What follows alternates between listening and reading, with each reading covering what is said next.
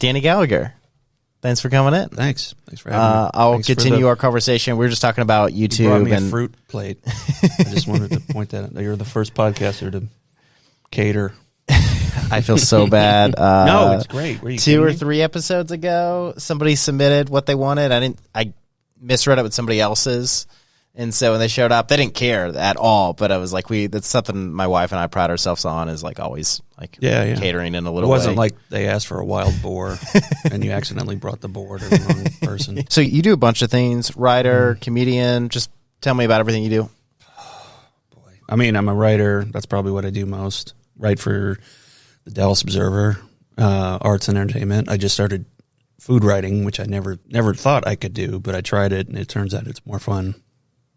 Not more fun, it's different than I imagined. I thought it was like a very technical kind of writing for some reason. And, like local restaurants and places? Yeah, but like you can expand it. Like you can I love doing stuff where I like go out and have an adventure or do something, crazy or fun and then write about it. And my first piece was, there's a Dave's Hot Chicken that opened on Preston Road. And so I was like, I'll go eat the hottest chicken and rate all the chickens. Because I do like spicy food. I grew up eating spicy food, but so I can handle it better than most people, but it still hurts. But yeah, I write for Dallas Observer. I've written for comedy material for video games, for Jackbox. I'm writing one now for a company called Snapfinger Click. I can't say too much about that. I almost did. What else? Produce my own shows, part of a comedy troupe called Folding Chairs that's been around for a long time. And I've been with them for 3 years. And then I started my own show, something I've always wanted to do. I'm a huge Mystery Science Theater, 3,000 fans. So I'm a big Mystery Science Theater fan, so I've always wanted to do a show where you like screen a movie and make fun of it. So I started my own with a friend, Liz Barksdale, called the Mocky Horror Picture Show. We basically give the Rocky Horror treatment to other. I don't know what that is. Oh, Rocky Horror is this cult movie. It's a rock musical movie. That it's got this cult following because it was kind of ahead of its time. It talked about sexuality and accepting yourself, and it's become like this kind of interactive movie experience with the fans.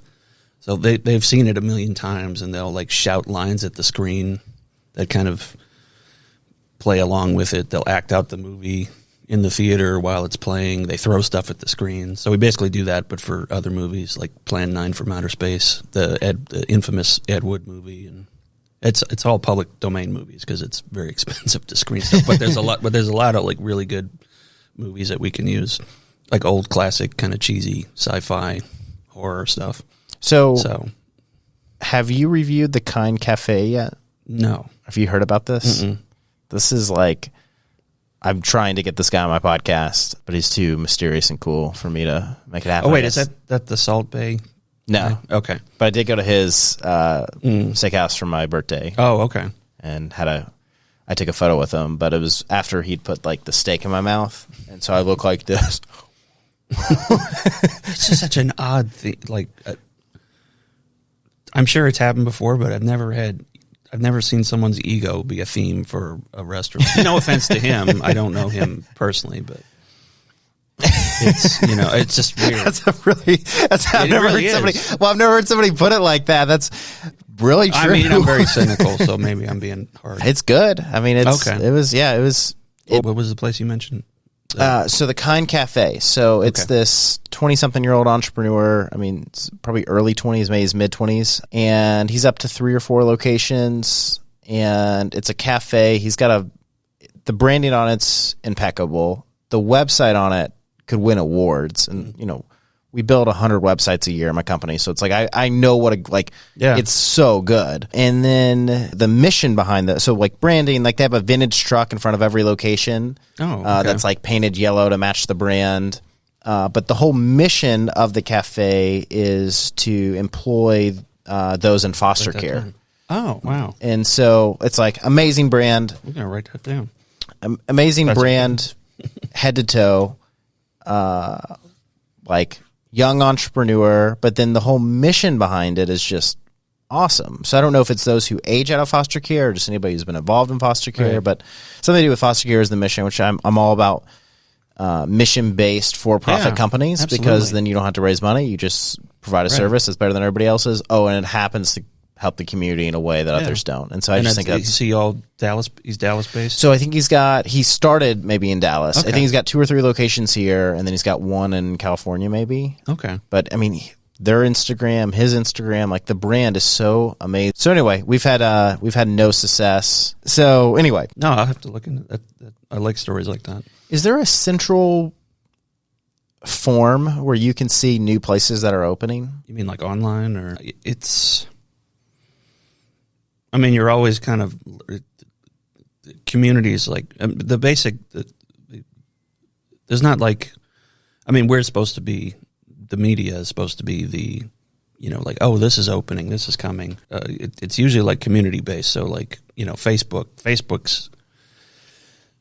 Even though it's destroying the world, I mean, it is a, it's where people go to talk about, hey, this place is opening or this place is coming, and there's communities, foodie communities and movie communities and all kinds of things. I mean, that's kind of, where I get a big chunk of my information. Because it just seems like chatter, really, like kind of how I find stuff. Like the Dallas newspaper or whatever, it just seems like they would have like food. And then at the bottom would say, if your restaurant's opening, please submit the info and when it's opening. Mm. And they would do that for every single restaurant in DFW. And they would publish that list so that, like, everybody knew, all right, here's every new restaurant that's opening and when it's supposed to open. Right. I can't speak to that for my paper because I'm not part of that operation. And I just started in the food, so I don't want to make a judgment. Or any other paper. Like, I don't really like comparing my work to other papers or being like, oh, we got this for, I mean, like, but just from a concept idea, like, yeah, sure. Like, does that make sense in my head? Is there something I'm not thinking about? I mean, we get, I get emails all the time say, hey, this thing's coming. Hey, that thing's coming. There's like Muck Rake and, like kind of just like centralized media stuff that I subscribe to where like I put my contact info in for like PR people or just anybody that like needs a media contact. Like if people want to contact me or the paper, like we still get that. We kind of don't have to advertise it. Well, and again, I don't want to speak for the paper, but at least for me, like I get stuff all the time like that. Yeah. Not just for restaurants, but entertainment, for movies, for, Have you been to Sami Sami? Mm-mm. It's this ice cream place. It's like Korean ice cream place. Wow. Incredible. I've been there 3 days in a row. What's Korean? What's the difference with Korean ice cream? It's really the concept. So you go there and everything's spotless. The branding is also very good, and they have waffle cones, right, in the shape of a fish, and so it's hollow in the middle. So it's like a waffle cone texture and hollow that they make in front of you, and they can do it with fillings like a Nutella filling or a cream filling or whatever, and then it's soft serve, and there's like 6 flavors to choose from on the soft serve. And I haven't gotten to do a dessert piece yet. That's on my list. I don't know. I'm sure somebody's. It's incredible. They got 2 locations, one in Frisco, one in Carrollton. Okay. Anyway, because I don't drink alcohol, food is my thing that I know a little something about. Now the problem is I find a place I'm obsessed with, and then I go there a lot. Yeah. Where I need to just keep trying new places. And the reason I asked the question about new places opening is because I want to start like promoting those places or finding out about those places. I just don't know where to start because everything is franchise land here. Like everything's a franchise. Everything, yeah. California is starting to invade Texas, and they're bringing all their brands with them. So what I'm trying to find is like local. It's okay they have 5 locations, but like Dallas-based, only in Dallas, or this is we're starting a bakery. Like there's a bakery by In-N-Out up here off of MacArthur that just opened, and I have yet to go there, but I'm a big chocolate meringue pie kind of fan. Okay. And so I'm like, I'm going to go there. I'm going to order one. I hope it's good. But anyway, I just would like to know what's opening and new, and I just feel like there isn't a list that I found on the internet that's like, here's every place opening in Dallas. Right. I think that would just be a cool thing. Yeah. Again, I don't want to speak for the paper. Yeah, of course. You as a person, though. Yeah. Just me as a person. I try to get as much coverage as I can out there. And I'm a freelance, so I work 10,000 jobs. And I'm always like readjusting to like meet this one or that one. So stuff's just going to fall through, from my perspective. And media's changed a lot. I mean, it's more web-based, so it's got to be more immediate and it's got to be faster. So, I can see how, like, something may pass by or not get noticed. And I mean, I still think we do a pretty good job keeping up with trends and doing creative stuff and letting people know, hey, this cool new thing's in town, or hey, this thing's in town that's overrated. I remember the Salt Bay guy, I didn't do this. I can't remember who did this story, but it was basically, we're not going to review him, and here's why, and explaining why. It's like, it's his opinion or her opinion. Well, it was amazing. I think it was more just like the hype of the character. I'd have to read the story. But I like that. That's what I like about alternative media is you can do that. You can have an opinion. Yeah. And do straight news and, and cover it in a fun way that people, want to read it when they don't want to. Of course, like having an opinion has become, more risky and dangerous. Yeah, I know. I mean, for culture, I'll put it this, like if I'm doing a feature, I'm obviously, if I'm featuring someone or if I'm doing a story about something, my opinion, there's moments where I think it's okay to have your viewpoint and stories where it's not. So a good example was I did a story about Bonfire Legends. This is a studio, it used to be called CineState. They did a movie called Run, Hide, Fight, which is a Die Hard movie, but in a school shooting situation. And I'll keep my opinion out of it because that's the point I'm trying to get at. But it turned out there was a lot of things wrong with the production, and the one thing I found out was they actually killed a live deer on camera. And when I presented that story, it was like two viewpoints. It was like, oh my God, that's horrible, killing a live animal for a movie. And the other was like, well, how many deer get shot every day in Texas? And I'm like, that's the story. Like, does this cross the line or doesn't it? And, I talked to the American Humane Association, who would say, like, no, you should never kill an animal for a movie, even if it's, illegal. You're killing an animal for a movie, and it's listed in their guidelines. And then others will say, well, they followed the guidelines, but they're not legally bound to. So in that situation, I try to give both, because it's such a balanced, like I can see both sides to that one.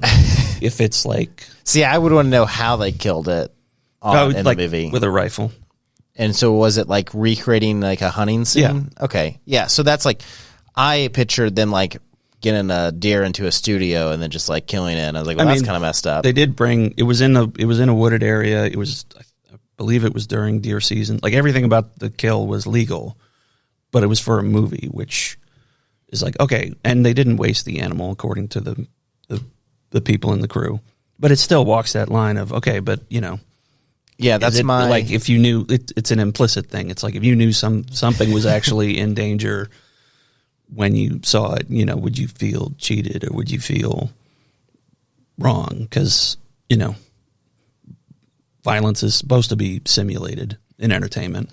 Yeah. And when it isn't, then you make the audience complicit in whatever, even if it's, hunting or whatever. There may be people in the audience that object to that, and, by it just seems like one that you could really easily fake. It doesn't seem like you need to. Yeah, I mean, I don't. The reason I was told they did it was because they tried it, or they'd done a previous movie with a fake animal and it looked too fake. I'm not a cinematographer, so I again, that's another story where I keep my opinion out of it and try to get both sides. Even facts. Though I did kind of catch them I caught the studio in I hate to use the word trap, but they said like they followed the American Humane Association guidelines, and I read the guidelines, and it says don't ever kill an animal for a movie, and I said that I know you said this, but it says that in there, and gotcha. Yeah, I hate doing it, but I'm like, but you said it. Where was I? Yeah, I mean it's I mean there's how many this hunting. Think of a dozen movies that have, and I mean it's. There have been movies in the past. The most famous movie that used actual animals in death scenes is Kingdom of the Spiders with William Shatner. It's this famously bad movie that it's kind of so bad it's good. And it's basically like spiders take over a whole town. And apparently they used real spiders and like ran cars over them and blew them up. Like it was like. I mean, I hate spiders. Something about it. See, that's like the problem is like, where's the line? Exactly. Drawn because. But like, if you watched that and knew that like those were real spiders after the if you watched it and then learned after the fact that they were real spiders, would you feel like that was okay? Or not. That was the real gist of the story. See, the thing is that like, well, I like spiders, so I feel that way. But if it was, or I don't like spiders, so I feel that way. I don't like snakes, so it wouldn't bother me. But then if it was like a cheetah, I'd be like, what? They killed a cheetah? So I mean, that's like the weird line, and I struggle with it with big game hunters because something that people do when they get rich is find ways to blow insane amount of money. And so one of those ways is big game hunting, and it's interesting because they'll pay $500,000 to kill an elephant. I'm throwing out numbers and throwing out animals, but I get it. And the elephant is about to die anyway, or is injured, or is going to be killed anyway.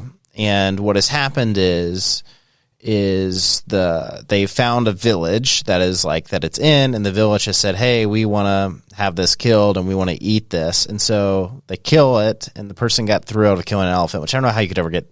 This is another thing. Like I've hunted, but I don't like an elephant's just such a majestic, beautiful, and rare. Like I don't know if they're still in danger. I don't want to say so that, but yeah. So anyway, I would love to ask if I ever get Jimmy John, the founder of Jimmy John's, on here. I would love to talk to him about it because I'm not going to attack him or I get it. Yeah. Him as a billionaire entrepreneur. One, I would love to meet him, but two, I would just love to hey, did any part of you feel a little odd about killing like this enormous, beautiful, majestic animal? Yeah. But anyway. And so the other side is like, well, the village got fed and it was already going to die. What are the guys? There's all these things that's like, yeah, but like, why would you even want to kill? But then the question is some people probably feel that way about deer, which I don't. And, so it's what I don't want and what I'm always scared of. And of course, people that would do this would never admit it, but is like doing it for their ego. Yeah. Like that. My first thought was you're so dead inside, you have to kill something bigger, which I hate to say because I have friends that are hunters. And I personally don't like hunting because I don't like getting up that early. I don't really see. I get sports, like I'm a sports guy. I get the appeal of that, of watching it and playing it. But hunting is like, it just looks like too much work, and I just don't want to kill animals. Yes, I don't like snakes, but it still wouldn't, unless I was in danger, it wouldn't feel right just murdering one. Is there anybody who wouldn't murder a cockroach though? That's true. Yeah. No, you're right. I'm not like, I don't mean to sound like a PETA guy. I'm a meat eater. Like I get that. Well, I was just thinking about I wouldn't do it for fun, I guess. Yeah, I just don't know anybody who wouldn't kill a cockroach or wouldn't want it dead. They're almost impossible to kill, right? I don't know if you know anything about it. I mean, to wipe out, yeah. I mean, like, because I heard that like radiation sites are the only thing that like survives. And they'll test high, like very high positive levels of radiation. Right. Like it's so weird. No, it happened. It's every year when it gets hot, millipedes start coming into my house or into my apartment, and I'll pick one up, and I'm not like, oh, I'll bring, I should bring it outside. I just don't think about it. I just I don't want a bug in my, and I like bugs. It's so funny. That's my mom. My mom would, she would see so we have like an ant problem. And so traps everywhere, kill all the ants, right? But if there's one ant, my mom would get it on a piece of paper and then bring it outside. She didn't want to kill the single ant. Right. And that's admirable. I don't have a. Well, it's a very I just mom don't think to do it. It's a very mom thing. But, yeah. Very human thing, I would say. Yeah, because it is. It's not like I hate it. It's not like, oh, I'm doing this because I hate this ant. It's like it's in my way and it's gross. It's not like it's a health. If it's a health hazard, yeah, you're not doing it because it's fun. Nobody wants anybody who wants to step on a cockroach. I don't want to know them. Well, they creep me out, man. I just ordered all these cockroach. It's like you put it on cardboard and they get stuck to it, and then I guess you throw out the cardboard. The glue traps or something. Yeah, glue. Yeah, exactly. And it's just because I heard my friends say there's cockroaches, especially around the summer in Texas. So I haven't seen any, but I'm like, I'm going to stop. If there is, I'm going to have something. Have you ever had one? I had one while I was sleeping. I think it was a water bug, not a cockroach, but they looked the same to me. It crawled across my pillow. Like I was sleeping, and I kind of felt like something stinging, not like a bee sting, but like just like. And this was a really crappy apartment, but like something was like stinging my face, and I look over and I just see in the silhouette this bug just crawl across the pillow, and I fling the pillow up and immediately go into attack mode. And it turns out it was the same thing with millipedes, like a water bug gets in. So where are you from? I grew up in New Orleans. From birth to high school. So what led you to Dallas? I didn't plan on college. That's a very too concise answer. I graduated from high school, and I knew I was going to go to college, but I just didn't make plans. And my family moved to Tyler first, to East Texas, so I just went with them up there and got into a junior college, Tyler Junior College, which is actually a really good school, and got me into UT Austin to get my journalism degree. And then I started working at small town papers back in East Texas, which is where the cockroach incident happened. And then ended up in McKinney first at the newspaper in McKinney. And then I was there for, I think 8-10 years, got laid off, but I started freelancing. My first big freelancing job was for Cracked.com, like right when they took off. Cracked used to be a humor magazine, like Mad Magazine. And then the brand kind of got shuffled around, and then a company picked it up and basically like turned it into this big humor empire of like, they started the list trend of like, top 10 this or whatever, but it was like there was so much freedom, so it was like I could write humor about movies, which nobody ever wanted that. And I was at the time when I started out, I wanted to do humor writing, but I was working in newspapers because I guess I was kind of afraid to just like go do comedy and just move to New York or LA. And I was always like a journalism. I was always writing stories and reading newspapers.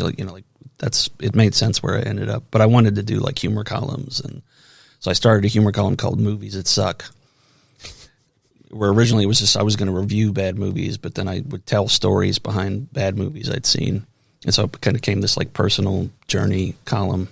So when Cracked came along, they were like, what are your ideas? I was like, oh, okay, how about like the greatest makeshift weapons in movies, or or like the most MacGyver moments in history, which I would research. Like in World War II, the behind enemy, when the British soldiers were in camps, they would copy maps. They would use Jell-O to like make copies of maps, like weird stuff like that.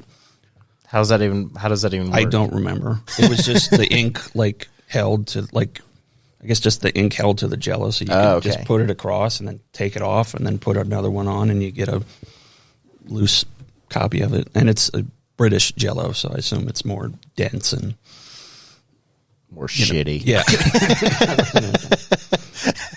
Doesn't taste as good. Mm-hmm. Rot your teeth. Okay, my favorite one was the most elaborate movie murders, where I would take a famous scene where someone was trying to kill someone else in a movie and break it down and show like, okay, they went way out of their way to kill this person. Like, I don't know if you're familiar with, I don't know your movie knowledge, but I've seen 25 movies in my whole life. Wow. Okay. Dirty Harry, Clint Eastwood? No. Okay. Dirty Harry's like a rogue, kind of a renegade cop, like goes over the line and stuff. And there was like 6 movies. He's a cop? Okay. Yeah, I know. This was, but he was like, he called himself Dirty Harry. I'm pro-police and everything. Just want to state that now. I don't mean a joke. The real crux of Dirty Harry was he would do the jobs nobody else wanted to do. So he would like, in the first movie, there's a scene like Dog the Bounty Hunter. No, like almost comical. Like in the first movie, he's called to a suicide jumper on a building, and he goes up to the building and talks to the guy, and eventually just knocks him out and brings him, like just punches him and then pulls him down. And he says, "That's why they call me Dirty Harry." So they did 6 movies. The last one was called The Deadpool. It's awful. And the murderer plants a bomb in a radio controlled car and chases after Dirty Harry in a real car. So it's this little tiny bomb controlled radio car chasing after a big car through the streets of San Francisco, which have like hills and stuff. Like, I'm like, how is this car keeping up? And then I ended with, he could have just walked up to him and shot him in the face. Everyone was like, he walks up to him, he shoots him in the face. All right, like so that.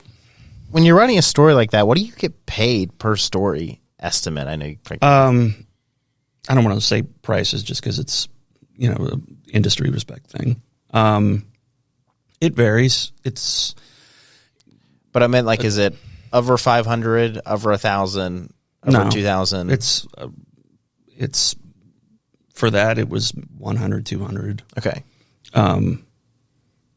You know, and prices fluctuate based on the outlet, you know, who's behind it. And so as a freelancer, you have to be able to not only write good stories, but write a ton of them. Yeah. So does that kind of make you almost like a law student where you're really good at reading things quickly? Yeah, I guess I'd never put it that way. I mean, a lot of it is like having the idea in your head already, and you kind of formulate like how you're going to start it, and then just go from there. And yeah, it's a lot of keeping up, and I'll be honest, I procrastinate. I picked the worst job to be a procrastinator. I really did. Even today, like I kind of was like, oh man, I need to work on this. Yeah, it's just, you know, you just have to have a bunch of story ideas and be willing to pitch them. And so in your life, how many stories have you written? I couldn't tell you. Like 5,000 plus? Probably. So crazy. Easily. I dare anybody to count them. I'm including like even the stuff I did when I worked in small town newspapers. Yeah, like I'd had to do 2 a day for like some of the smaller papers. In Tyler, Texas? In Henderson, Texas.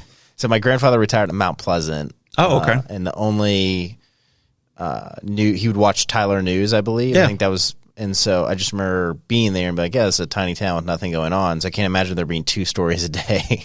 I mean, Henderson was the county seat, or is the county seat for Rusk County. So, and they actually did it. They broke it up by sections. So, like, I covered this other small town and the main town, and I would do police stories. I would do, you know, business stories. I would do communities. You know, we're working every kind of.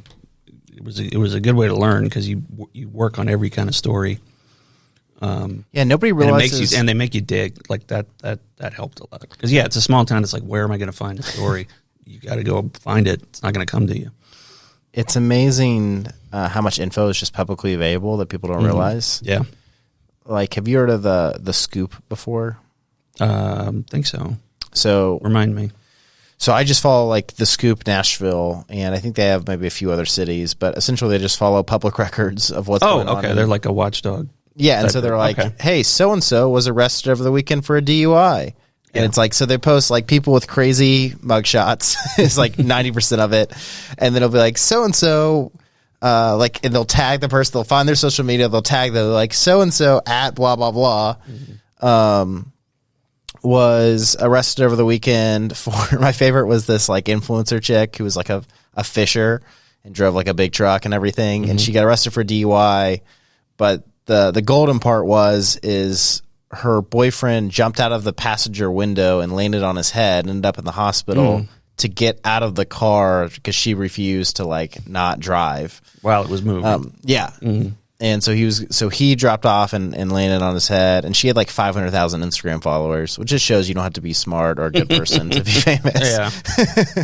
Yeah. But anyway, it's a really interesting concept because it's like I remember sometimes I'll read comments, and one lady commented like, you know, I just reported this to the police, and they wrote back, where do you think we get this info? Like, it's just public records of people's arrest. And is that in every city that all that is public?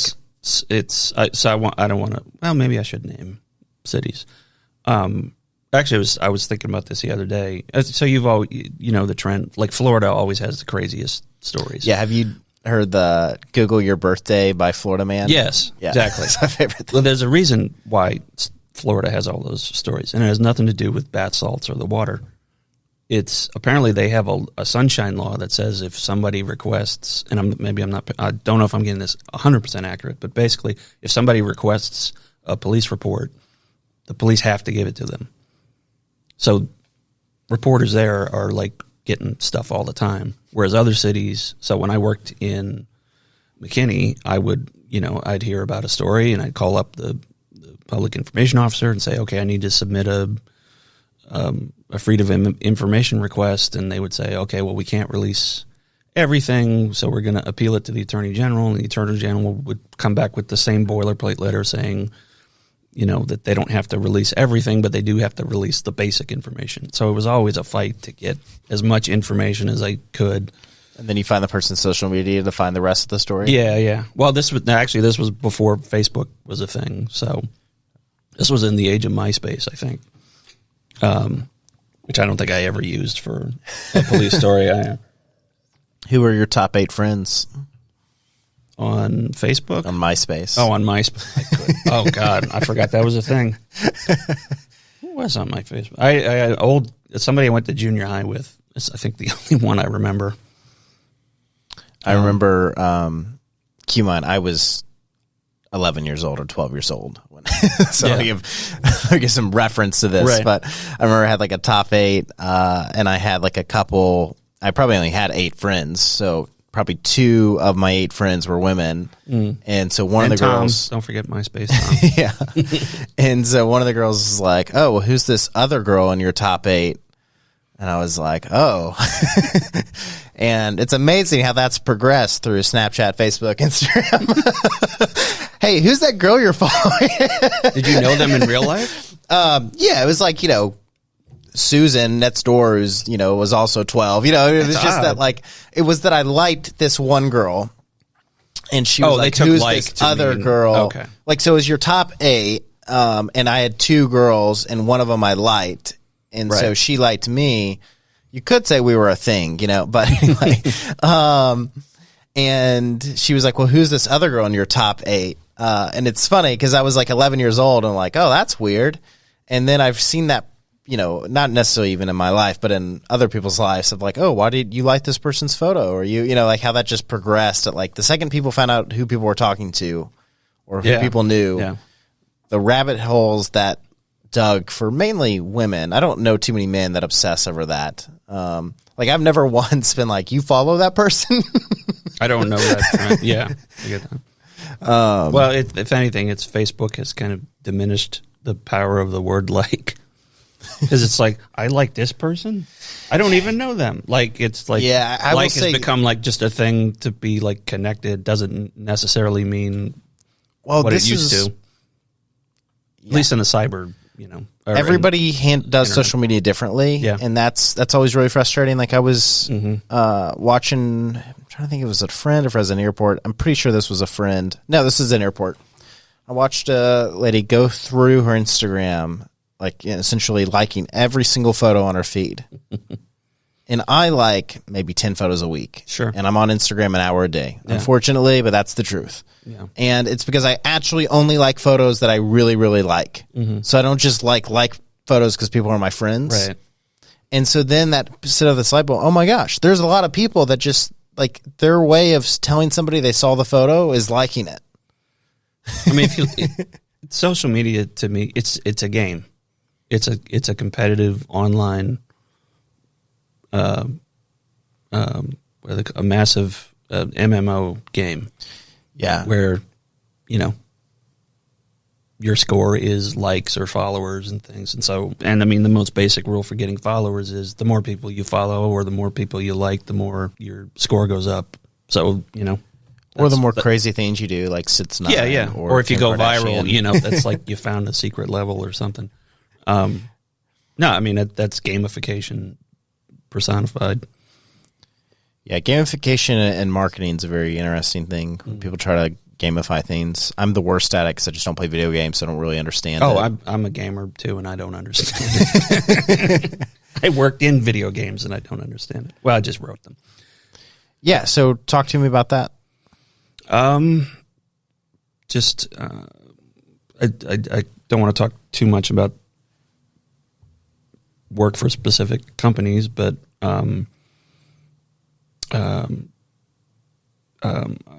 where was the first one?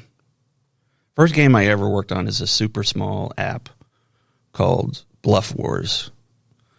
It was like a party game where you like make up a fact and then try to get your friends to guess your fact so you get points as opposed to finding the real one, which became a precursor, which became like an earlier version of a much better game for Jackbox called Fibbage that I got to work on. I got to work on one of the Fibbage 2, which was like basically me looking up weird facts and then writing jokes to kind of go with them. So you essentially were just like providing the content for these games. Yeah, and then one of many people providing content because it's a huge. The Jackbox is great. They're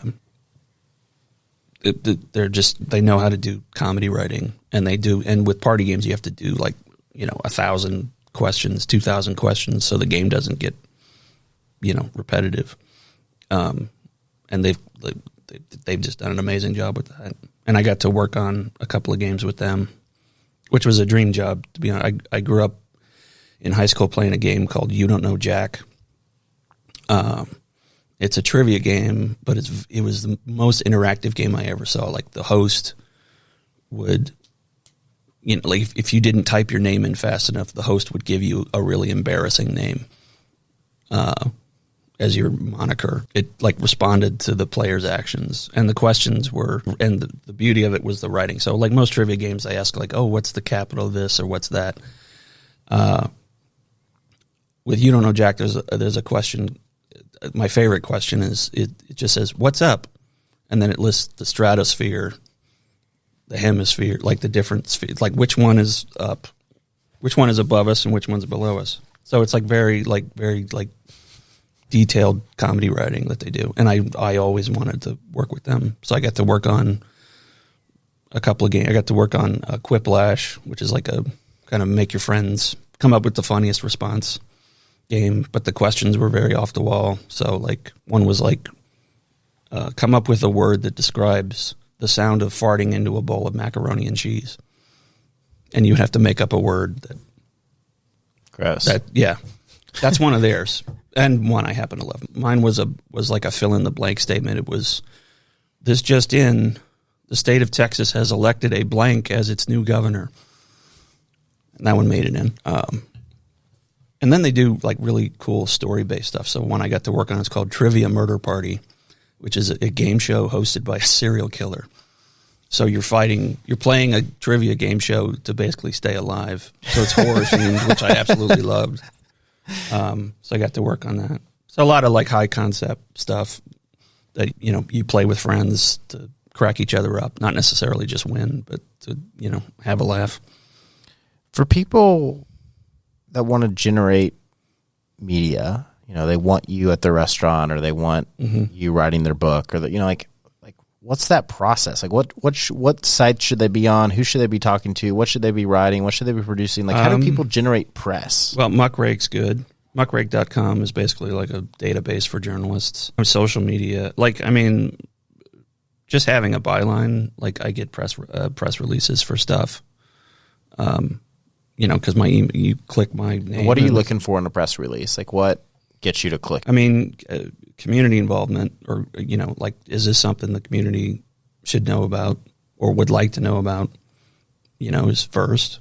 I gravitate towards stuff that's, more off the beaten path. I'm a pop culture junkie, so that catches my interest. So in Frisco, is it Frisco or it's in the Colony. They just opened a Jurassic World exhibit with these really advanced animatronic dinosaurs that look like they are from the movie, and it's like you're walking through Jurassic World. Like that caught my attention. What's another good one? You know, game stuff is up there. Dallas is a huge hub for game development studios. Really? Oh yeah, it's massive. Like it basically started here. I know you're not familiar with games, but like Doom, which is probably the most famous first-person shooter ever, was created in Dallas. And Doom was like literally a game-changing title because it kind of made games more. It showed you could have a hard edge. You could put, you know, heavy metal music and be a little more graphic, and, you know, still have a story and have it be engaging and fun. A studio out in Allen called Bonus XP made a game based on Stranger Things, the Netflix show. But they did it like an old school NES RPG, and they follow the story of the entire season. And every season they release a new game based on that season, and they move up to like Genesis, to like Sega Genesis graphics and SNES graphics, and every version follows the story to a very accurate. Most movie based games, they either do like a B story that's related to the movie or the TV show, or they just phone it in.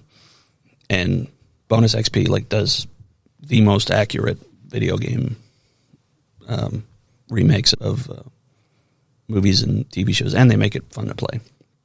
The third one didn't get as good reviews, but I still liked it. Yeah, I mean, Words with Friends was created in McKinney. What? Yeah, I interviewed. I can't remember it was the Bettner brothers.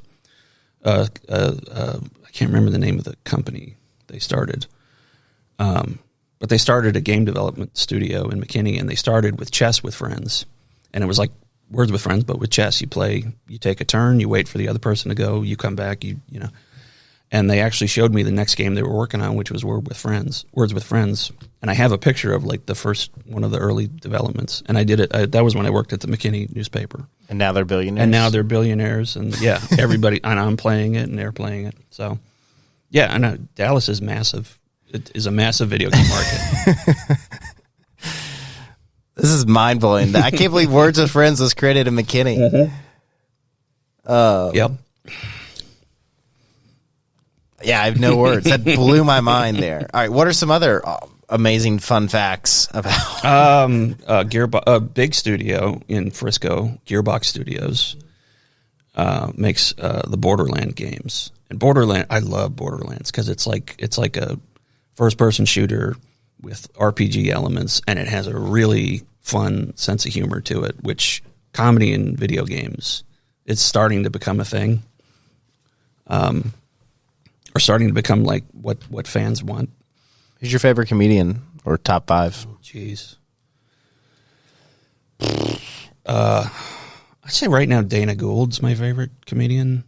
He started the alternative comedy scene, or was one of the people that started the alternative comedy scene. What does alternative comedy mean? You know, like not afraid to talk about darker stuff, you know, more, I don't want to say cult, but more like stuff like, oh, I want to talk about comic books, or I want to talk about, you know, depression, or like, you know, it's where you can try different stuff that, you know, as opposed to like, you know, a Jerry Seinfeld, who I like, but like, you know, like it's not like observational. You can get dark and deep and stuff like that. I'm not paraphrasing it well. It's basically like just a different style of comedy.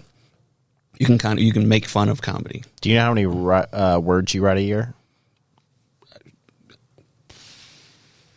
That's a good question. 1 billion, I guess. I don't know. I haven't really thought about it.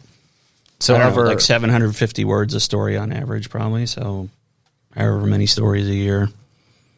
I mean, do you know how many stories you do a year? A few hundred, or yeah. Or a few thousand, or depending on the year. This past year was not so great, but when everything shut down. Yeah. What'd you find to write about? I'm guessing just games that were coming out, or like game stuff. A lot of comedy kind of moved online. So, you know, I talked about, you know, I covered like shows or local groups that would basically like create their own shows or their own live comedy shows on the internet. I did a whole piece on like comedians who just started doing other things on the internet. So Dave Little, who's a huge Dallas comedian, every day he would write a new song and put it out on social media. He would write and perform a song. So stuff like that. So yeah, it became more online.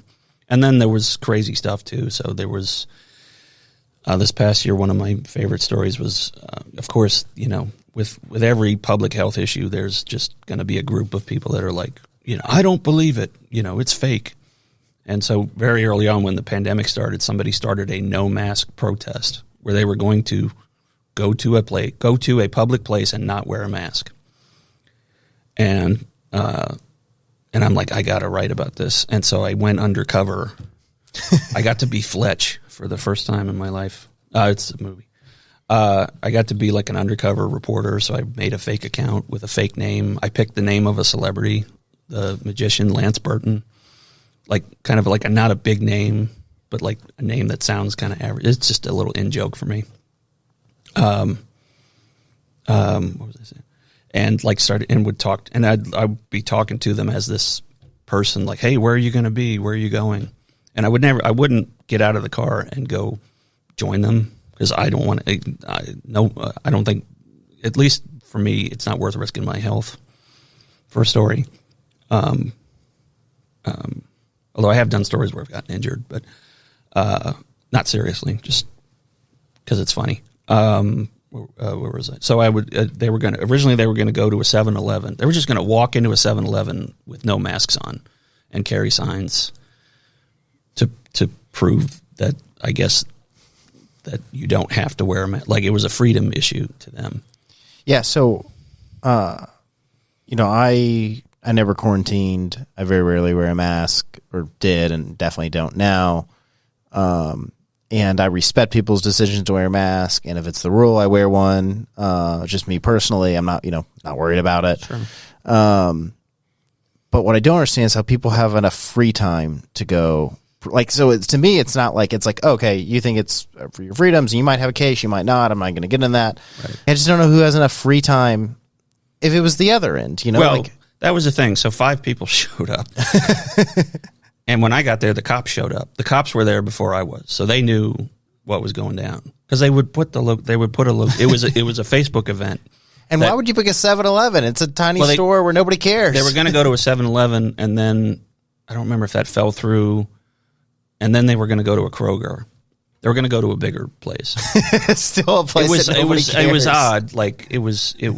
First of all, it's 5 people, so how are you going to get noticed? I mean, some people. One of them was carrying a sign with some kind of scripture. I don't remember the passage, but basically they were, hey, the Bible says we don't have to wear masks. Whatever their point was, I forget. But yeah, they were going to walk into a Kroger because Kroger had signs that said you cannot come in without a mask, and the police showed up, and it was civil. It wasn't like a riot broke. They were basically there to make sure. I didn't hear the conversation with the mask, or I guess the manager of the store knew they were coming too, and so he called the police and didn't want a thing, an altercation. But they still went in the store. They just went individually, which at that point it's not a protest. You're just shopping. Like if you're just one person. I don't know if all 5 of them went in. But did they have their signs with them? I don't remember because they kind of broke up at that point. I think she said she went in to buy before they blocked me out of the chat.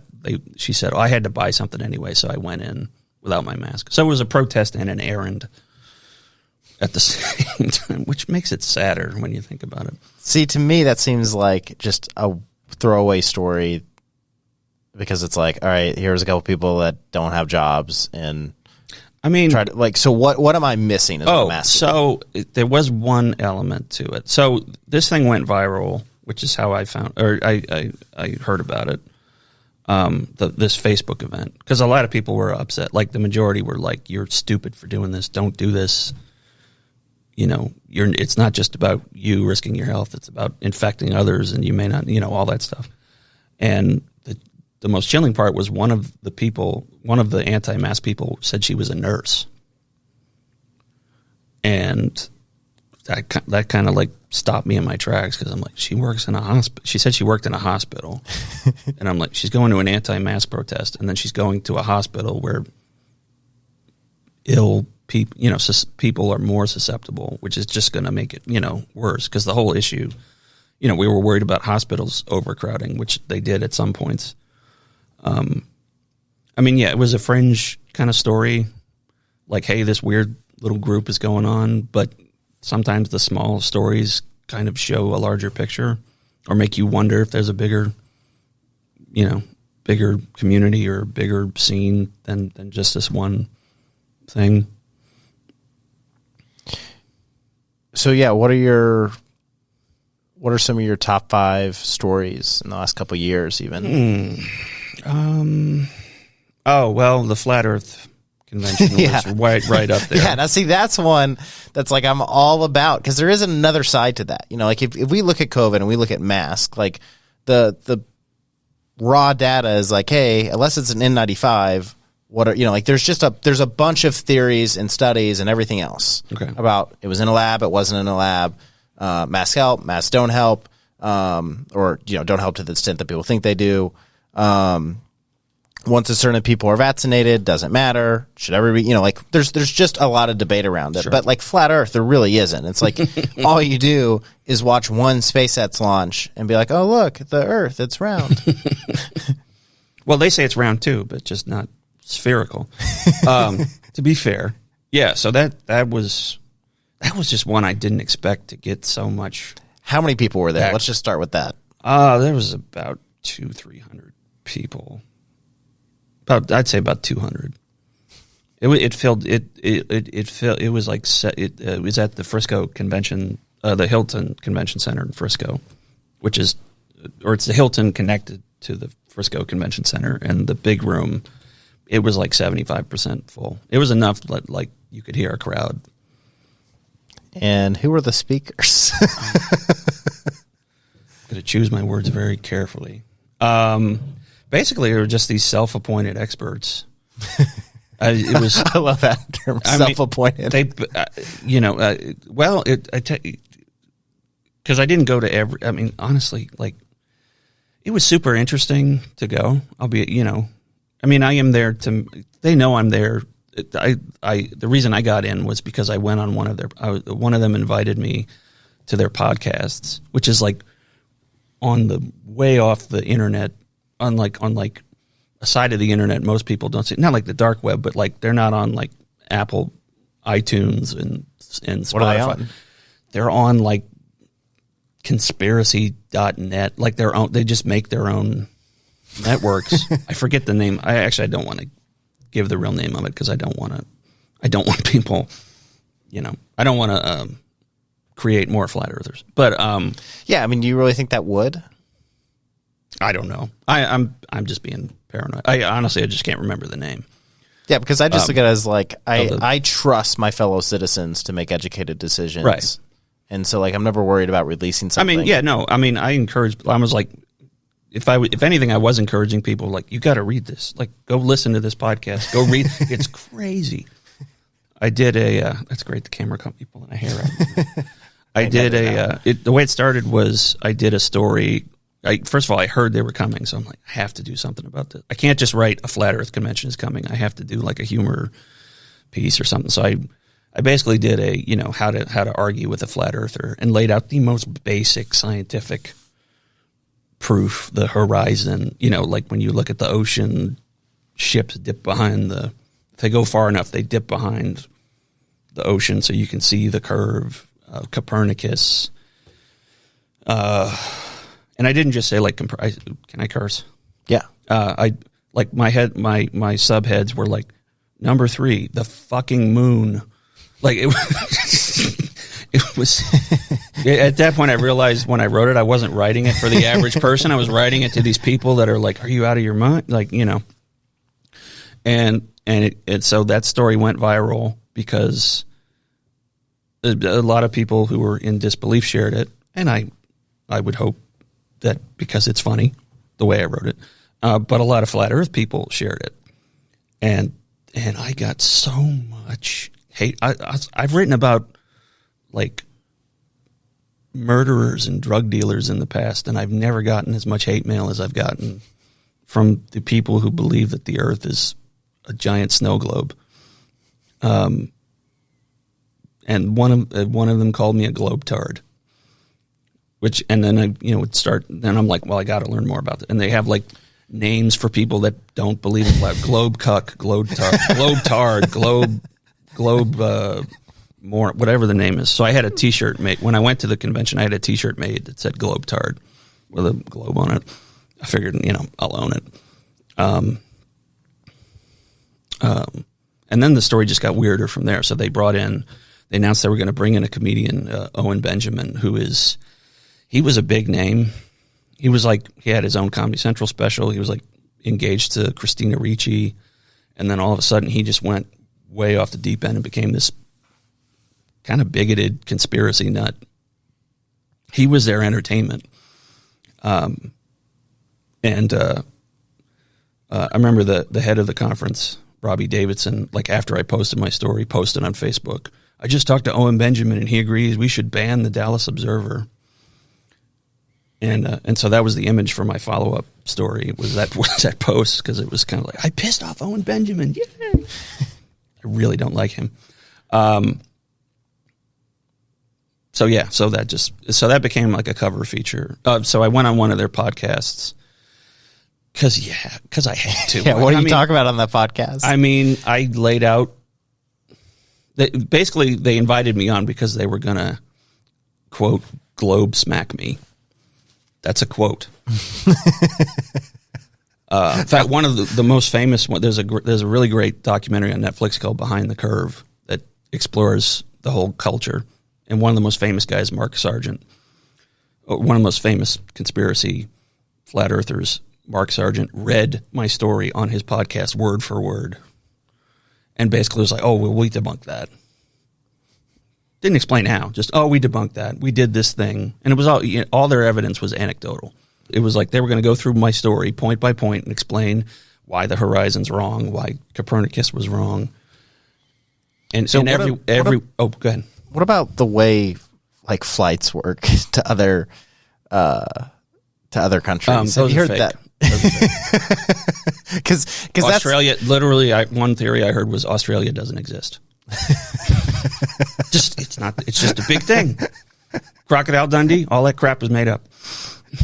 There's no outback. And why no Vegemite? Why does the government want people to think the Earth is? That's a good question. So because I went on this podcast, the host, I forget his name, was nice enough to say, "We'll save you a ticket," which I was excited about because I really wanted to go. I really wanted to do a story on this thing, or I just wanted to go, honestly, and see it for myself. So the first day they had a press conference for the media that was there. I don't remember. It was like a couple of TV stations. There was me, and then there was Alex Jones's InfoWars. had a correspondent, which cracked me up that they have correspondents. He's my favorite comedian. Yeah. Oh God. Yes. I before he was famous, I went to UT Austin, and he was on public access, and I would watch him on UT Austin, and it was just, I didn't learn anything. It was just, he's entertaining. Yeah, anyway, I think he's great. His voice is just, he's just a giant cartoon character. What's that? Can you do his voice? Can I do his voice? The globalist elites are telling us that raisins actually cause diverticulitis. I don't know if you know that. And they make you gay. This is why I don't do improv anymore. So anyway, so they had the press conference to basically like lay out everything apparently we got wrong, because I apparently there's even like roaring factions between the Flat Earth Society and the Flat Earth Internet. So flatearthsociety.org is the one I quoted. And one of the messages was, we're not affiliated with them. We don't believe in, and apparently they just have a differing belief on how the earth is flat. Like apparently they think it's flatter or whatever. So they had this press conference, and they gave us a sheet. I still have it, of like points that, and some of them were like quote, like points that I made that apparently were wrong. And and they went, and the first were like, we're not affiliated with this, here's our organization, please quote us as this, not this. And then the farther down the list would go, the more like insane it would get. It would be like, you can't prove gravity exists, and like, don't quote NASA, they're biased. And they used some quote from Mishu Kaku, the famed theoreticist that finished Einstein's equation. I forget what it was called, but they quoted him. So I was like, I got to call him and ask him about this. And he did call me back, and we had a big long Q&A, like super interesting Q&A. And he was like, actually, it's a good thing, because, there's somebody out there who's probably wondering the same thing, but doesn't think to look up the evidence. Anyway, so it took a long time to get to what you asked me. So after they did their whole spiel, they were like, any questions? And I just raised my hand, and I go, yep. Why? And they go, why what? I was like, why? And then down the line, they proceed to each give me their own theory as to why the government, science, NASA are trying to make us believe that the Earth is flat. One was that, Galileo, who was excommunicated for saying that the Earth revolves around the sun, was actually a Jesuit, was actually working for the other side. And one said that, NASA makes $1 billion a day, that NASA makes more money than the music, movie, and video game industry combined, which is just flat out not true. Like, I literally looked up the numbers. It's not even close. It's like a 90% difference between what NASA has money-wise and what those three industries have. One guy came up to me afterwards and said, I was going to answer your question. Can I do it now? I said, sure. He says, do you remember the end of the Truman Show, when Truman realizes he's on a TV show? I said, yeah. I said, imagine if that was, if the world learned that the Earth was flat. And I was like, he's like, imagine what would happen. And I was like, we all get a TV show? Like, I didn't understand what he meant. I knew what he meant, but I was being a smartass. So yeah, so they have a million theories as to why it's flat. What happens? I should get to the crux of it. There's a big part of it is religion, and I'm not a religious person, but I don't denigrate other people for having a religion. Like, you can believe whatever you want to believe. That's your freedom. In this case, it's a fundamentalist Christian sect that takes Genesis literally, super literally. So apparently in Genesis, God created the firmament. They take the word firmament to mean that the earth is a flat object. And then they go from there. They go find evidence to support the flat. Yeah, I don't think that's like part. I don't think that's taking it literally. I think that's just making up. It's adding a lot to. Yeah. I haven't looked up the word in a long time, but they're basically using the thesaurus definition of firmament as opposed to the real definition. From Aramaic. Well, Aramaic would be New Testament, so maybe I guess it'd pull from Hebrew. Right. So we need to it's just like if you I'm sure it doesn't mean a flat disc. Right. But all right, so to answer. I took a long time, but it's very tiring. Here is where we drop off the Earth, right? If we just keep driving straight, it's no. There's an ice wall. Okay, there's a wall of ice around the Earth. Okay, and which explains the polars. How deep is that wall of ice? We don't know. Okay, now at any point, just curious question again. Okay, Pierre, can you just go ahead and book me on this podcast? Just quick, curious question. Mm-hmm. If I get to, let's say, towards the very end of the Earth, so here's the end, here's somewhere else, so I'm over here. Right. Couldn't I just fly a plane off? Yeah. Okay. I guess. Yeah. So what is stopping anyone from ever doing that in the history of Earth? Well, money. Mark Sargent has sponsored a cruise to go to Antarctica to, I guess, study the ice wall. Basically, nobody's going to do the work. Nobody's going to fly a plane. Nobody's going to do what you said because, well, why would you do that? It's ridiculous. Well, it would prove what you're saying. So you just talk in circles, I'm guessing. A lot with these guys. there's a million questions that you can ask because it's like, okay, Australia's fake. So how, Like, prove that. Why can't I just go to Australia? You know, like there's an answer for everything. People that have been to Australia, where did I end up going? I mean, I flew in a plane, and a map I think showed me. you just circle the plane around, and it goes right back to where to fake Australia, wherever that is. I mean, the problem is if you start going down these things with them, you get lost and frustrated very easily, and then you're just like, okay, now you've gotten me even farther away from where I was. Do any of these people have jobs that make over 50 grand a year? Some do, some don't. I mean, for some, they made a career at, like Mark Sargent. This is his career. Yeah. You wonder if it's kind of like Scientology, if he's just kind of like, he doesn't actually believe it. You know, at the end of the day, he's like telling people like, this isn't real. You can't know what's in somebody's head, but apparently there's a market for this. I think I read a statistic, like maybe 1% believes this of Americans, 1% of Americans. I hope it's not that big. Maybe it might have been less than that, but it was it was bigger than you would hope. I guess. Yeah, 1 or 2%. And there was like 200 people, and they were all selling T-shirts and books and crazy stuff. And I actually have a little QAnon necklace. So they were giving out bracelets. This was before QAnon. We learned how destructive it could become. They were just like a high school girl was handing them out. And I just pinned it to my wall. I don't know, keepsake.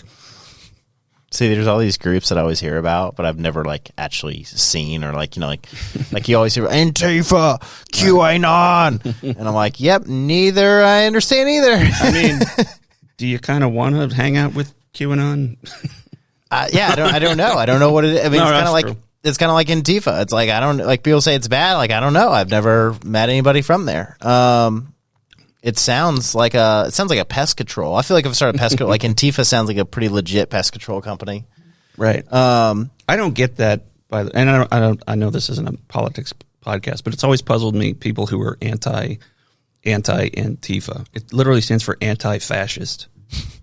So if you don't, does that mean you're pro-fascist? Like, I don't get.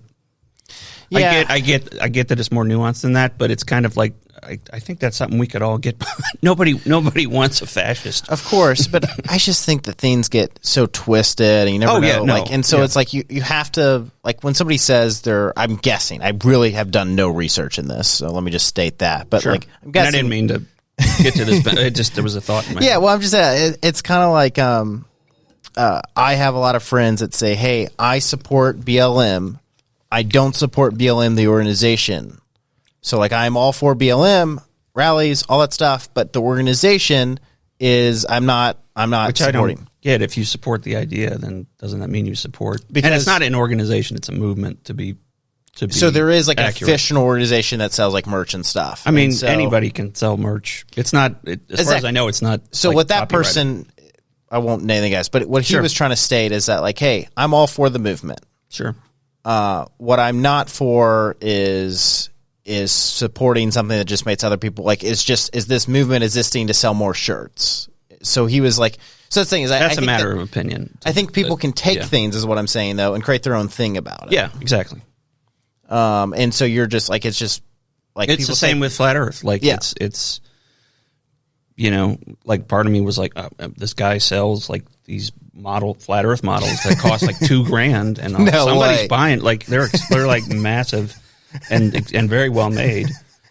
And I'm like, I guess that's a business for him. And I think I asked him, and he was like, he made like $10,000 a year. It wasn't like a second full-time wage, but it was a significant amount. All right, net story. Yeah. That's another good one. The RoboCop story was fun. Is that one of the 25 movies you've seen? Okay. I do know about it. Okay. It was a massive movie in the 80s, and it was all shot in Dallas. The movie takes place in Detroit, but 95% of it was shot in Dallas, which I didn't realize until like somebody told me that, and I went back and watched it, and I was like, oh, I know that place. Oh, I know that place. Oh, there's they left a Texas sign in the chase scene. That was my first cover story, and my first like big story that went, you know, got a lot of readers and great responses, and it was just fun to write because I'm a pop culture nerd, and RoboCop's like right up there with movie fandom and I mean, it's just a great. It's one of those movies where like you hear the title and you're like, that's got to be a dumb movie, and then you watch it and it's like actually really smart. Like it's a very smart movie. Like it has something to say. It's not just, hey, here's a robot cop. Like it's a very like Frankenstein type story. I got to interview Paul Verhoeven, which was a real thrill as a movie buff, and like the reason he signed on to, because he did these art films, and then somebody hands him a script that says RoboCop. Why would I do this? And then his wife made him read it because it has a very kind of story about like the meaning of what it means to exist, and you know, and it's very satirical, you know, about corporations. In the movie, the cops are now corporatized or privatized and owned by a military industrial complex, which is how they build this robot cop. Out of a officer gets killed, and they take his body and basically use cybernetics, and so like it has all these like really cool things to say, and it's just a cool movie. It's got some of the coolest lines ever. And it was the movie when I was a kid. It was the movie I wasn't supposed to watch, so of course I'm going to go watch it because it is really bloody. It was like, and like Paul Verhoeven was trying to make a statement about violence by making it very like bloody, and apparently it was even bloodier than before. I talked to some crew members who said they had to wear raincoats when they were like holding the mics because there was so much blood in the scene, or so much like they would take like spaghetti squash from the craft table and put fake blood in it and throw it on a guy, and the MPAA made them like dial it back, which is unheard of. Usually they don't care about violence. Who's that? The Motion Picture Association of America. They put the ratings on movies, PG, R, and stuff. They have more power than they should, in my opinion. But so they're able to they're able to change a movie. If you don't, they were going to give it an X rating, which is like basically the equivalent of like pornography. Now it's NC-17. And you know, which sounds way more cool. Yeah, which sounds even more like creepy. It actually sounds like a Area 51. Right. It sounds like it's like a maybe that should be the conspiracy theory I started. Have you heard about NC-17? Well, I mean, it's a private organization, but I mean it rules the industry. There's a really great documentary. Wait, that's a private organization? I think it's private. I don't quote me on that, but we don't have a computer right now, as I reference in every podcast. Actually, but if we did, we could Google it. You know, I'll Google it. But there's a great documentary called "This Film Is Not Rated" that explores like all this power that they have. I want to make sure I get that right. I think it's like, so. I mean, you know, censorship has changed in the movie industry. You know, like in the 50s. Let's see. I'm quoting Wikipedia, but I apologize for that. It's a trade association. What does that mean? Like, you know, so it's like, you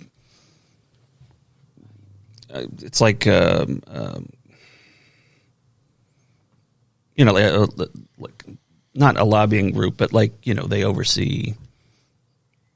It's like a chamber of commerce, kind of group, but for movies, and it's kind of evolved from. I haven't really explored the history of this, but I know it's kind of evolved from, you know, that story. Yeah, maybe another story. Back in like the, you know, early days of film, like they were like super powerful. Like they could, there's Alfred Hitchcock's Psycho. I think it was the first movie to show a toilet on screen because it was like part of the plot, because Marion Davies, the character, steals a bunch of money and has to flush evidence of her theft, you know, has to get rid of the evidence. So like, well, we have to show the toilets to show the audience she's trying to cover her tracks. Like they could have that kind of power. And then like they would say like, okay, you have to shoot a scene this way, but you know, you have to shoot it a certain angle so that they can't even see the silhouette of nudity and stuff like that.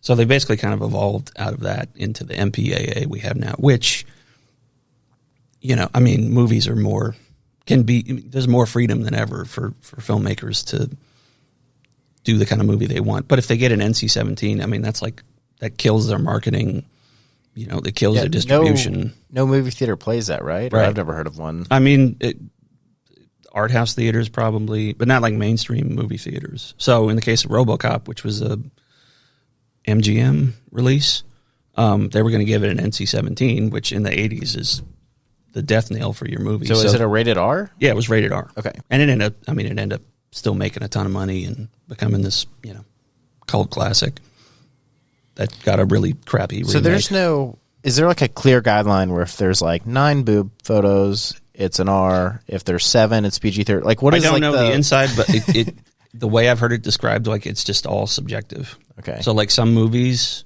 a great example is the South Park movie.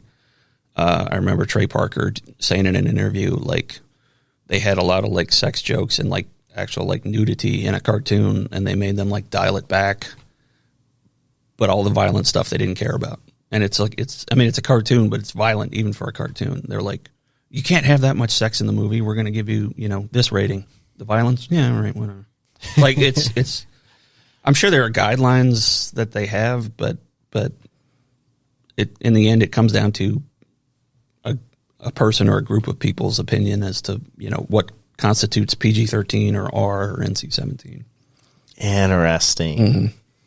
Wow, I've never reported on this. It's just me being a fan. You should write an article about that. Mm-hmm. If it happens. It's been written about a lot. I mean, they've been investigated a lot, and it's like the video game industry has a similar thing. It has a rating system now, which it didn't like not. Yeah, it's only been around for like 10 years. which stands for mature adult. Yeah, isn't the highest? Yeah, it's. I remember Tony Hawk's Pro Skater had the T rating, so my friends were able to get it. And it's not like a legally binding thing because their Supreme Court has ruled, like states are like, okay, you can't sell a mature game to a child, and the Supreme Court has roundly said, no, that's you don't have that power. Like, it's a suggested thing. I can, I'm an adult, and if I have a 10-year-old child, I can take them to see an R-rated movie. I could take them to see an NC-17 movie. But, I mean, should you? Yeah. Oh, yeah. One, should you? And two, I mean, there's still repercussions. There may not be like a law that says, or maybe there is with regards to NC-17. I don't know. But even then, I think if they allow that with video games, I think that's across the board. But it's just like an industry standard kind of thing. All right, so I've only seen 25 movies in my life. That impresses me. But it's real. It's not a. It's. And it might be closer to 30 now. Now that because what happened is I discovered Wes Anderson. Oh yeah. And so I saw another Texas filmmaker. What? This is Austin. Oh, okay. Yeah, he does have an Austin vibe. Yeah, That's so true. So he's got this East Nashville vibe, which is like the hip parts. Like people have like flip phones and like, just like they want to be cool. Hipster. Yeah. And so that's the vibe. Hipster before hipster. Yeah, that's the vibe. All his movies, and he has for the most part as far as like the quality. Like he doesn't seem like a guy who would care if he was shooting on a Red or shooting on like a DSLR or an iPhone. He seems to like care. It's always head on, which I think is super cool. Yeah, like I don't know. There's just something so engaging about his movies that I've never really. And again, I'm not a movie guy, so maybe there's other people like that. But like his movies are so engaging in the way he storytells, with all the quick cuts. And is Rushmore one of the movies you've seen? No. Okay, watch that one. That was the one that really turned me on to him. He first kind of made headway with Bottle Rocket, which was Owen Wilson movie, one of the movies that helped him become a star, and it became like an indie sleeper hit. That's also a really good movie. Rushmore is my favorite, though. It's about a kid played by Jason Schwartzman, who he's very active he's in this like very expensive prep school, but he's like the poor kid. He got in because he's a really good writer. He writes these really elaborate like school plays. Like he writes a Vietnam story, and he literally has like explosions on stage and live not live ammo, like blanks. And this is like a high school play. And all he does is extracurricular activities. He doesn't really do well in school grade wise, and he falls in love with the teacher. And Bill Murray plays like a rich benefactor of the school who takes a liking to the kid, like his initiative, and also falls in love with the teacher. So it becomes this war, like violent war. Like the kid cuts Bill Murray's brakes on his car. Bill Murray like runs over his bicycle. It has the greatest start to a war, like a just a silly kind of war sequence where Bill Murray's getting divorced. The kid blackmails Bill Murray by showing Bill Murray's married, and Jason shows him the pictures of him with the teacher going on a date, and so he moves into a hotel. And one of the kid's extracurricular activities is he's the president of the beekeeping club. So the kid sneaks into the hotel and lets loose a bunch of bees in his hotel room, and it's got that vibe you mentioned. Like all of the songs are like kind of early British rock songs, which are like very kind of, it was like a precursor to punk. I'm trying to think of like Creation, I think, is a band that does like the song Making Time, which introduces the kid character. So there's kind of this theme of like the underdog, kind of the kid that doesn't play by, that tries to break whatever rules are in the movie. I think that's kind of like a theme with him. And he's got like a very punk rock aesthetic, but not like showing you that he's punk rock. He has his own way of doing it, which I absolutely love. Yeah, so Wes Anderson, I've just seen. Oh, which one? I should have asked which one you saw. So I've seen the Budapest Hotel. Yeah. I've seen the one where the kid has he's like 12 and he's in a camp and he falls in love with a girl. Kingdom, I think. Yeah, maybe that, and that was good. And then I saw the one where they're like all prodigy kids. The Royal Tenenbaums. Yeah, that's a beautiful movie. That's my dad's favorite movie. It's Gene Hackman is one of my favorite actors like ever. He has such range. And he's hilarious in that movie. Go ahead. It's just super solid, And so anyway, I've seen Wes Anderson, and then most of the movies I've seen are like Pixar movies. Oh, okay. And my wife makes fun of me all the time. They're smart movies. Well, I have they're some of the smartest movies I think you could ever watch. I have 3 nephews and a niece, 4 nephews and a niece. Mm-hmm. And so I was just used to like taking them to see it, or like you're just coming along. But yeah, so I've seen a lot of Pixar. I've seen none of the Disney ones that I remember. Maybe as a kid I saw them or whatever. But sure, The Pursuit of Happiness is my favorite movie of all time. But again, my list is very limited. Well, because I guess so. Is it because like you're so focused on? Not saying like that your business is your life, but is it like you're so focused on your business that that you don't have time? So it used to be that. Okay. And now it's that. Well, it's partly that now too, but most of it is I have a habit of not doing it. So that habit is just how my life works. Okay.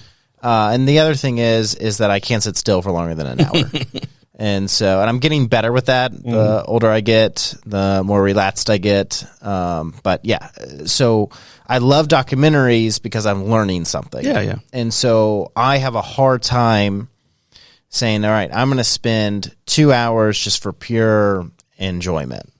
But at the same time, I listen to podcasts all the time. I listen to audiobooks all the time. Of course, audiobooks aren't pure enjoyment; they're learning. Yeah, but sure. Podcasts, like if I listen to Theo Vaughn, who's a comedian, like I listen to his podcast occasionally, or Joe Rogan all the time. Of course, that's educational. But anyway. So sometimes I watch a lot of YouTube, but they're like 15-minute clips, and so it's not like 2 hours. No, I get it. It's like you take a break, take a 10. I always try to when I'm writing, I give myself like a 10-minute break every hour to, first of all, to get up.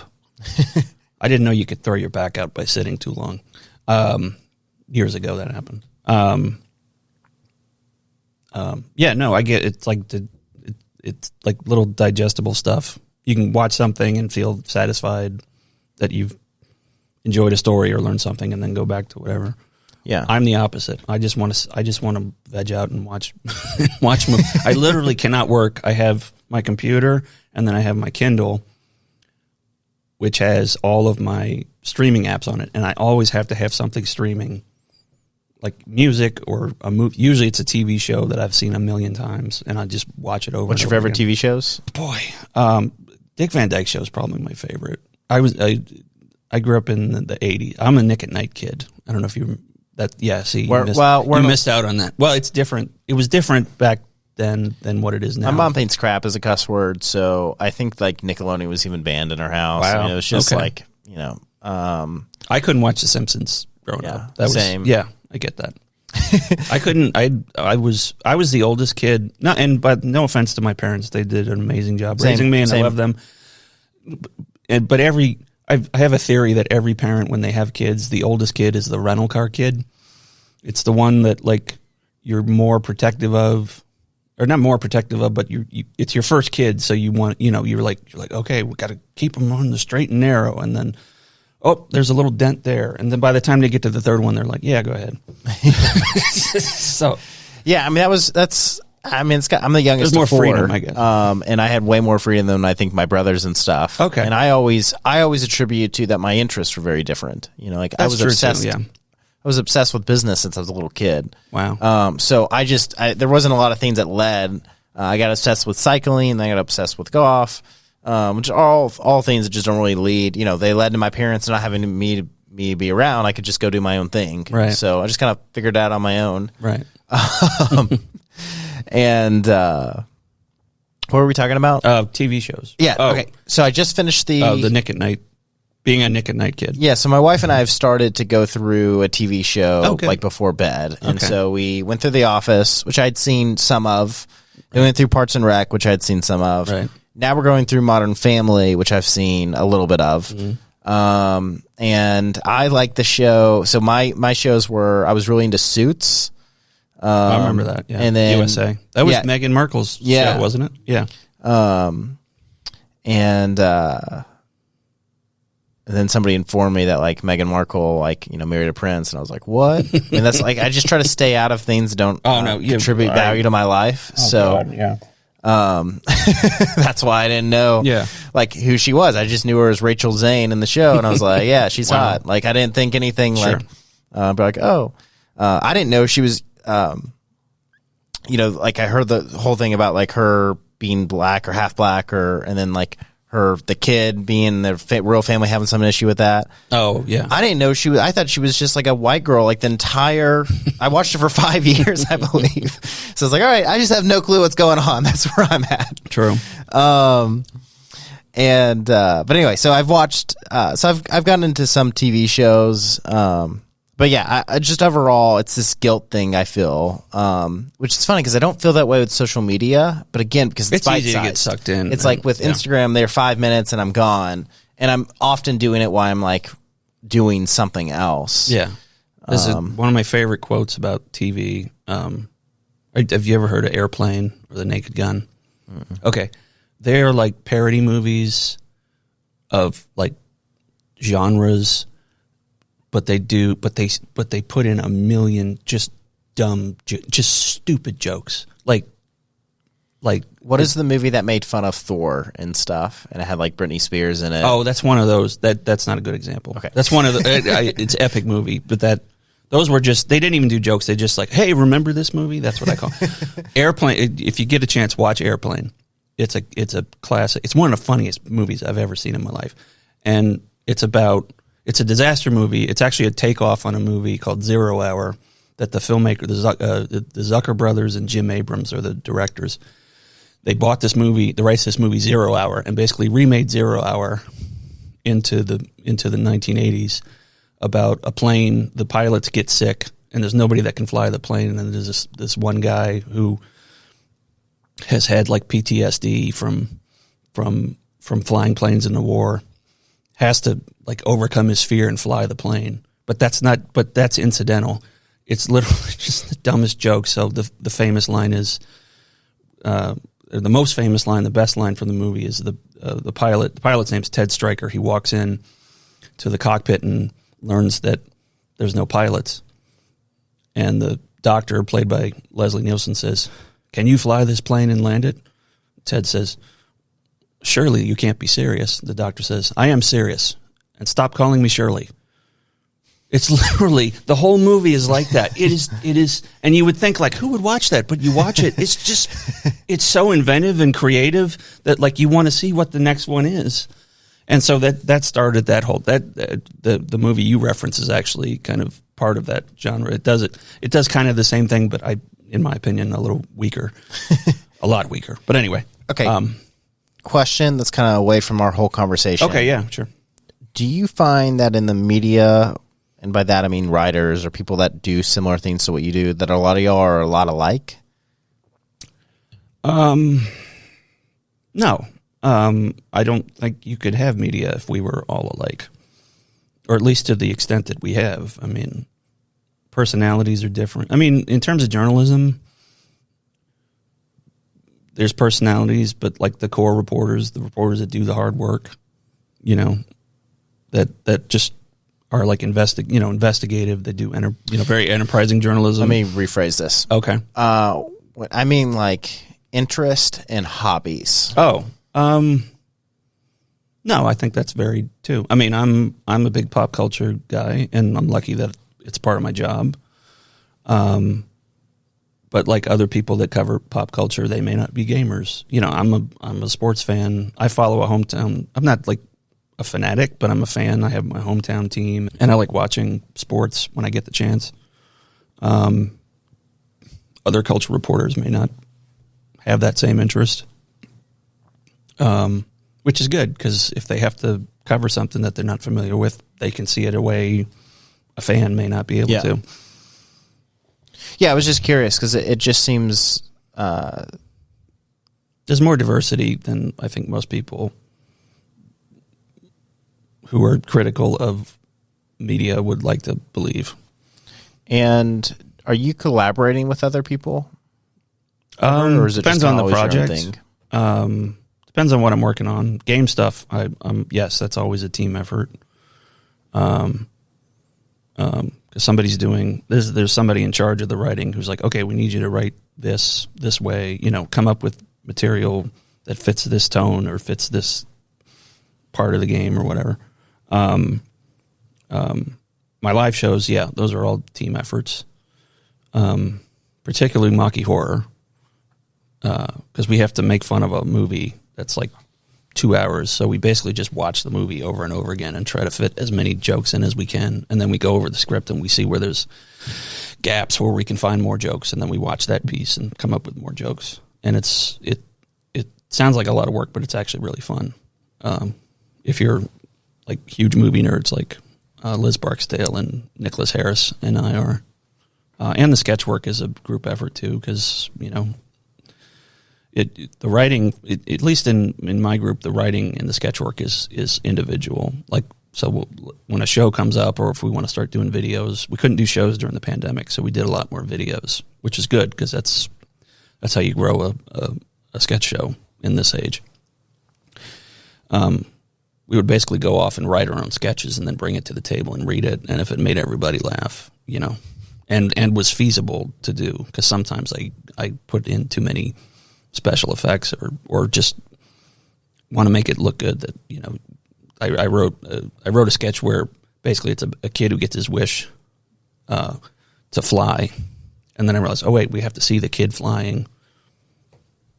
We're using cameras like what you got here, like we're gonna have to find a rig that can hold us up and then get a green screen. And the person who runs it, Eric Vale, is he's a very prolific actor. He does a lot of voice work in the anime community, and so he knows how to write scripts and make films, and knows people that can edit and do sound and have good equipment. So we're lucky that way. So yeah, it just depends on it from project to project. It's different.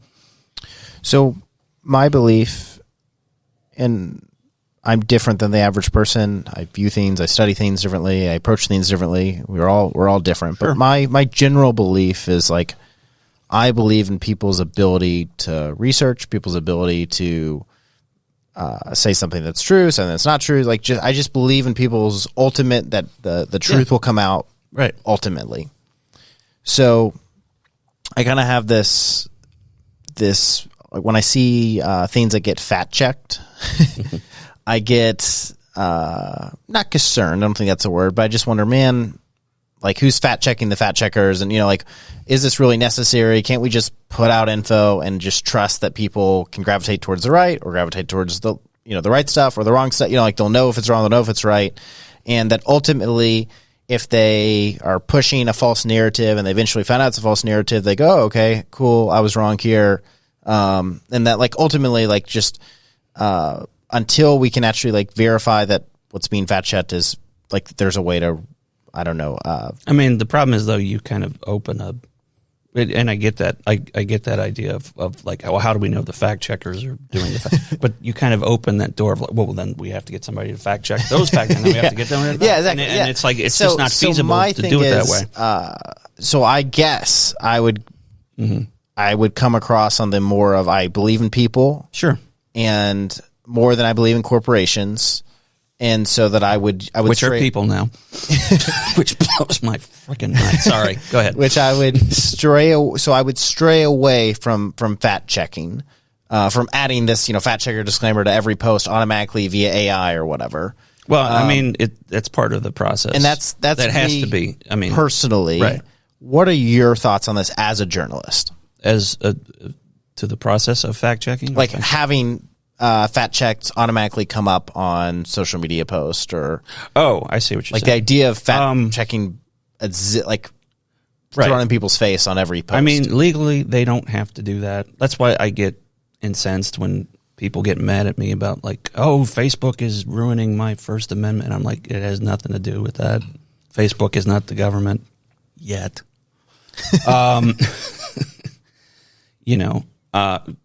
It becomes a question of should they do it, and the problem is the technologies move so fast. I really love I know I always go back to pop culture, but I really love Black Mirror. It's a Twilight Zone for technology. It's very like warning that like technology can get away from us, very like anthology horror stories. And it always, I always hear it feels like we're in that because the social media has moved so fast that like, wait, should we regulate it? Should we should there be, yes, speech is kept, like the government can't say you can't say something, but there's still libel and slander, and ultimately it comes down to private industry, stepping up. And in my view, the problem is they don't do anything until it becomes a problem, until like it's something we can tangibly see, like, the really horrible conspiracy that the Sandy Hook shooting was a false flag event. Like that, you can't put that on Facebook anymore. Should that be taken off? My personal opinion is yeah, because one, it's kind of slander against the families. Not slander. It's libel. It's written. You're libeling these families that have lost their children. And it just the thing is Facebook kind of just feeds into everything that we read now. It's usually like you check email, you check your messages, you check Facebook. Yeah, I mean, philosophically, it's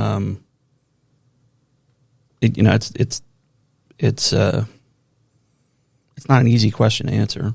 It's not an easy question to answer because, again, the technology just showed up one day, and we realize it can like swing elections and can lead to riots on our Capitol building. I still am not like certain that's reality. I mean, it is reality, but I can't like wrap my mind around it that it led to that. It's so unbelievable. So it happened, by the way. I wasn't saying it wasn't. I know we just talked about that, and I was like, I can't believe it didn't happen. Yeah, like I saw a meme on like a meme account that wasn't about COVID. That was like warning about COVID. Like gave the and I was like, all right, like I don't even understand. Like I don't know. I just trust people to make their own decisions. That I'm like, why is this even necessary? Right. I was curious your perspective as like somebody who writes stuff. If you think when the thing you do starts to interrupt my life, not interrupt my life, interrupt my health, my ability to be healthy and live, then you've crossed a line. And yes, I understand the argument about like personal freedoms and personal responsibility, but I mean, we just dealt with like an airborne disease that has killed 600,000 people. And you kind of start to wonder, like, okay, well, if we didn't have that, would that have prevented those deaths? And I mean, it's not healthy, I think, to ask.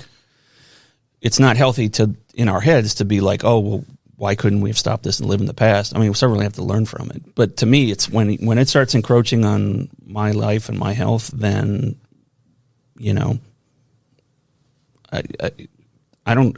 It's not even about is it a right thing to do. I just think it's a human thing to do. Yeah.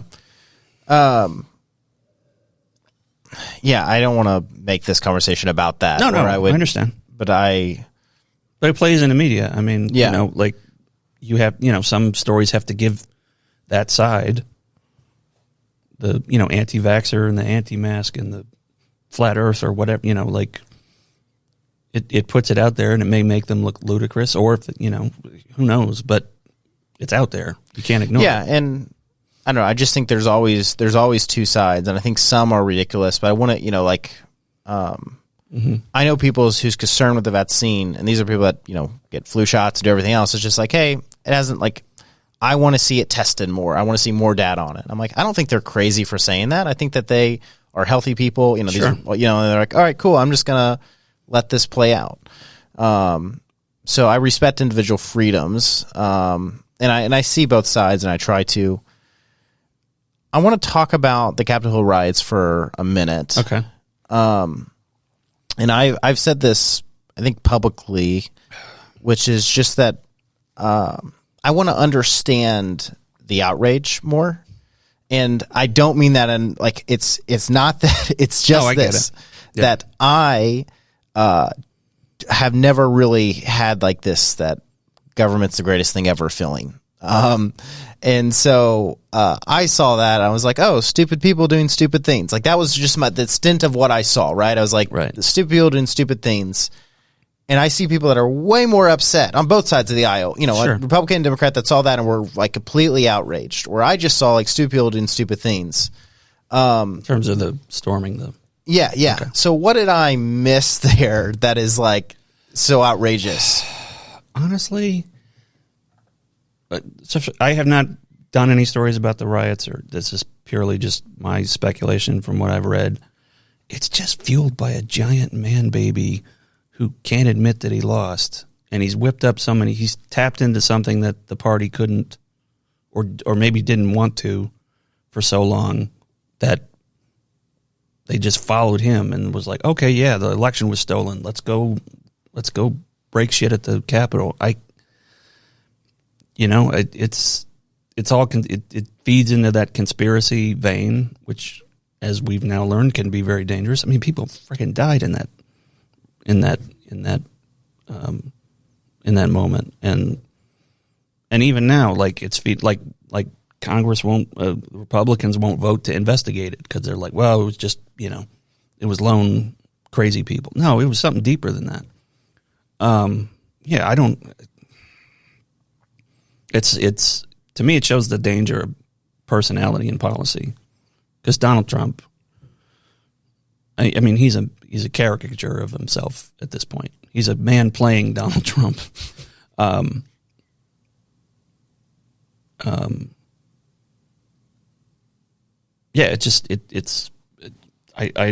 I'm sure it's deeper than that, but from what I see, I mean, I can't fathom another reason. So. Or, I mean, I'm sure there are many reasons. Yeah, but that seems to be the most logical one. I guess I'm still not getting it. Like, what is making people so outraged that this is it just that because they didn't get their way? No.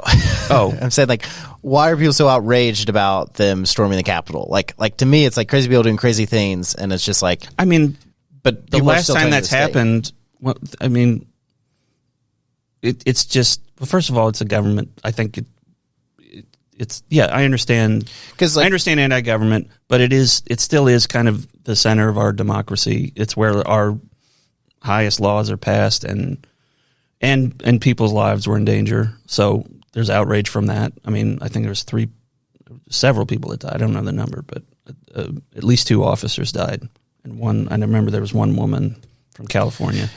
I mean, there's outrage for that. Because I don't know anybody who's like still outraged when people who, I'm not saying are part of BLM, but like burn down a police station, like burn down the Minnesota police station. I mean, you're getting into lit cars very on fire. deep conversation. Yeah, and I'm not trying, but it's like, my thing is this, is that like when I saw cars lit on fire and like during the BLM riots, right? When I saw that, I was like, oh, crazy people doing crazy things. I knew that was a small subset of the main group. Mm-hmm. So when I saw a small subset of the main group of Trump supporters do something crazy, I was like, oh, crazy. And I just kind of moved on. But I haven't really heard this ever mentioned again. I consistently hear people talk about the Capitol Hill riots. And I'm not saying, again, I want to fully iterate that I'm saying that I'm not for it. But I just don't understand why people still... I look at it like this. Okay, so...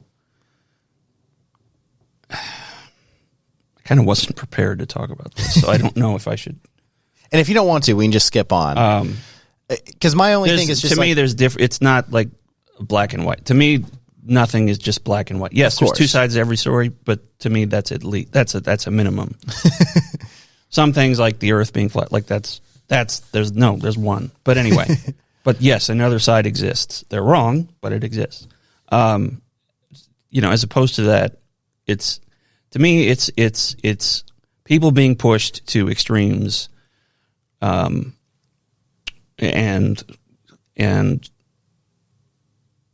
one case, I think it's I don't want to use the word justified, but it's literally like people are worried about their lives, and to me, property, yes, people are affected by that, and people lost money and or had to pay higher insurance, but to me life is more valuable than property.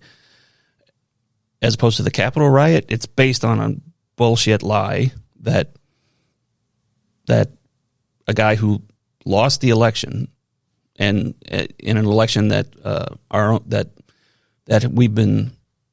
we know was the safest, what was the term, most secure election in history. Like it's gone to the courts like 30 times, and the courts are, not connected to legislation. It's a different branch of our government. So we vetted the hell out of this election. He lost, period. Get over it. They don't accept that, so they look at, like this is maybe their BLM moment, but that cost human lives, and to me that pushed the line. So yes, I think human lives were happening in the BLM movement. I mean, sure. Yeah, I mean, I definitely think that. I know that some buildings that were lit on fire, people were in there that died. Like, I think, and I mean, I think a big part of it is that people died. The majority of those protests are peaceful. It's just the more violent one. When things go bad, they stick out more and they get more amplified. And correct me if I'm wrong, because I haven't really done any research at all. Neither have I. To my understanding, at like the Trump thing, there were like several 100,000 people there, and then a couple, a couple thousand or 1,000 like made it down that way. So it is a small subset of that too. I don't know that for sure. I mean, it was big enough to merit calling in police. So to me, the number doesn't matter. I mean, I'm sure that there were people that didn't go to that thing and saw it and were like, "Yeah, I support that." Like. Does that make them legally of people that lit a car on fire and be like, I didn't do that, but I support that? I don't know. Yeah, there just seems to kind of to me that's just they're two different issues. Yeah, they're not two sides of the same coin. One is about people fearing for their safety, and the other is people fearing of being told they're wrong, and getting.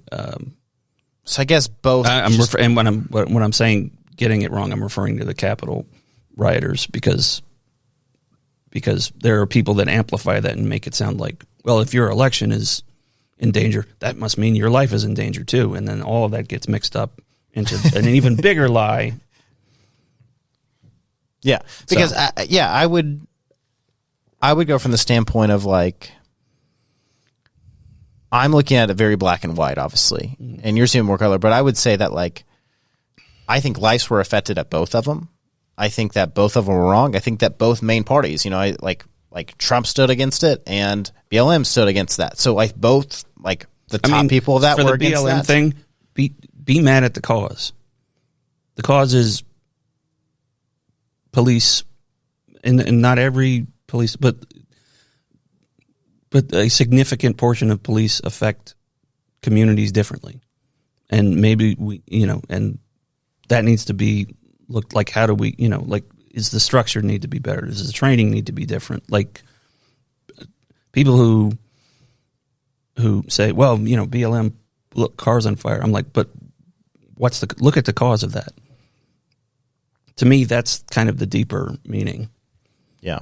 And you look at the Capitol riots and people will say, well, what caused that? Look at the meaning. And I'm like, well, it's based on BS. So, I mean, yeah. Can we go back to talking about hot chicken and dumb things I've done? Yeah. Tell me. No, about, I'm just kidding. Tell me about being at risk. Like you said, you've hurt yourself doing some stories. How have you hurt yourself doing some stories? Not like jackass type stuff. I wasn't expecting that. No. Well, I did do a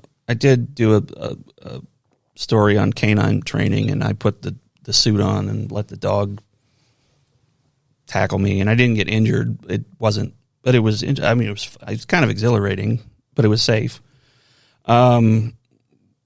Years ago, I wrote for a site. Playboy tried to do a Safe for Work magazine that I thought was pretty good, called The Smoking Jacket. And again, they gave us a lot of freedom to do cool stuff. So one year, this was the year at the Texas State Fair where everybody was talking about fried beer was the, every year there's like 8 like fried weird concoctions that they pick.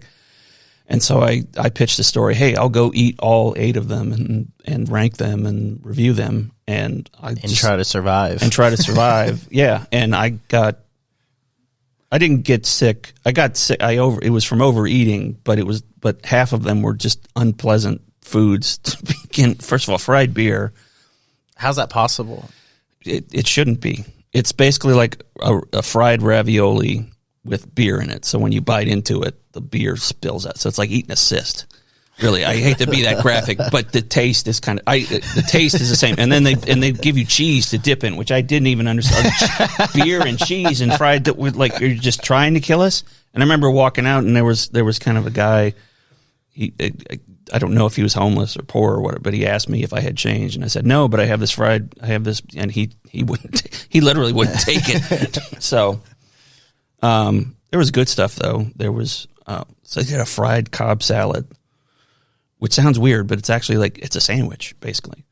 And so they put the salad on the side of like a pocket, and then they fry it's basically like a hot pocket of salad. Of salad. It was good. It was edible compared to the fried beer. But yeah, I got real sick at the fair, and then I had the brilliant idea of, okay, I know the closer is I'll fry Pepto-Bismol and eat Pepto-Bismol, which. And somebody was selling that? No, that was my idea. I have a friend who's a chef, and he figured out a way to. Because it's liquid, so you can't just throw it in. So you injected it into a marshmallow and fried the marshmallow, and it did not taste good. Yeah, but that made me really sick. Do you ever at times find yourself sick from doing that and go, I hate my job? No, I mean, I get a great story. I get to tell a great story. Even the ones where, at the time, it's scary. When that feeling goes away, then you're like, I got a great story. Here's a perfect example of that. So Stormy Daniels, the adult film star that our former president slept with, she had just come out with her 60 Minutes interview where she, said that she was being threatened for, violating this agreement, or being threatened to not talk during the election about the affair she had with Donald Trump. And obviously, I mean, and more power to her. She turned it into a chance to market herself. So she started a Make America Horny Again tour. Have you ever watched Parks and Rec? Yeah. When Leslie Knope runs against the porn star. God, I've seen it, but I can't remember. So it's like much it's of just. it. I remember it, but I don't remember any of it. Well, anytime she ends up like eventually getting into government, and every time she introduces herself, she's like star of over 112 films, including when I played Leslie Knope and blah blah blah. I have to go back and watch that one. So anyway, this was like 2 weeks after the 60 Minutes interview came out, and I guess she timed it to do this tour of strip clubs. And my editor sends out an email, and it's basically like, look, I know nobody wants to go to this, but will one of you cover it? And I immediately emailed back because I knew it was going to be a wreck somehow. I knew either I was going to be in danger or not in danger, but like I was going to do something stupid or something crazy would happen. And there was a lot of like I saw Robert Walensky from the Dallas Morning News. He did a story on it. So media's there. So it was at Bucks Wild on I think it's on 635. I go up to the thing, and it's the most security I've ever seen for any. I went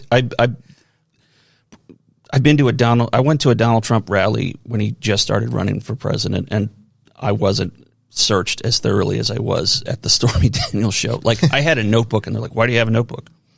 I'm like, "I'm reporting media." What are you writing about? Like, I don't know. Whatever's in there, I'll write about it.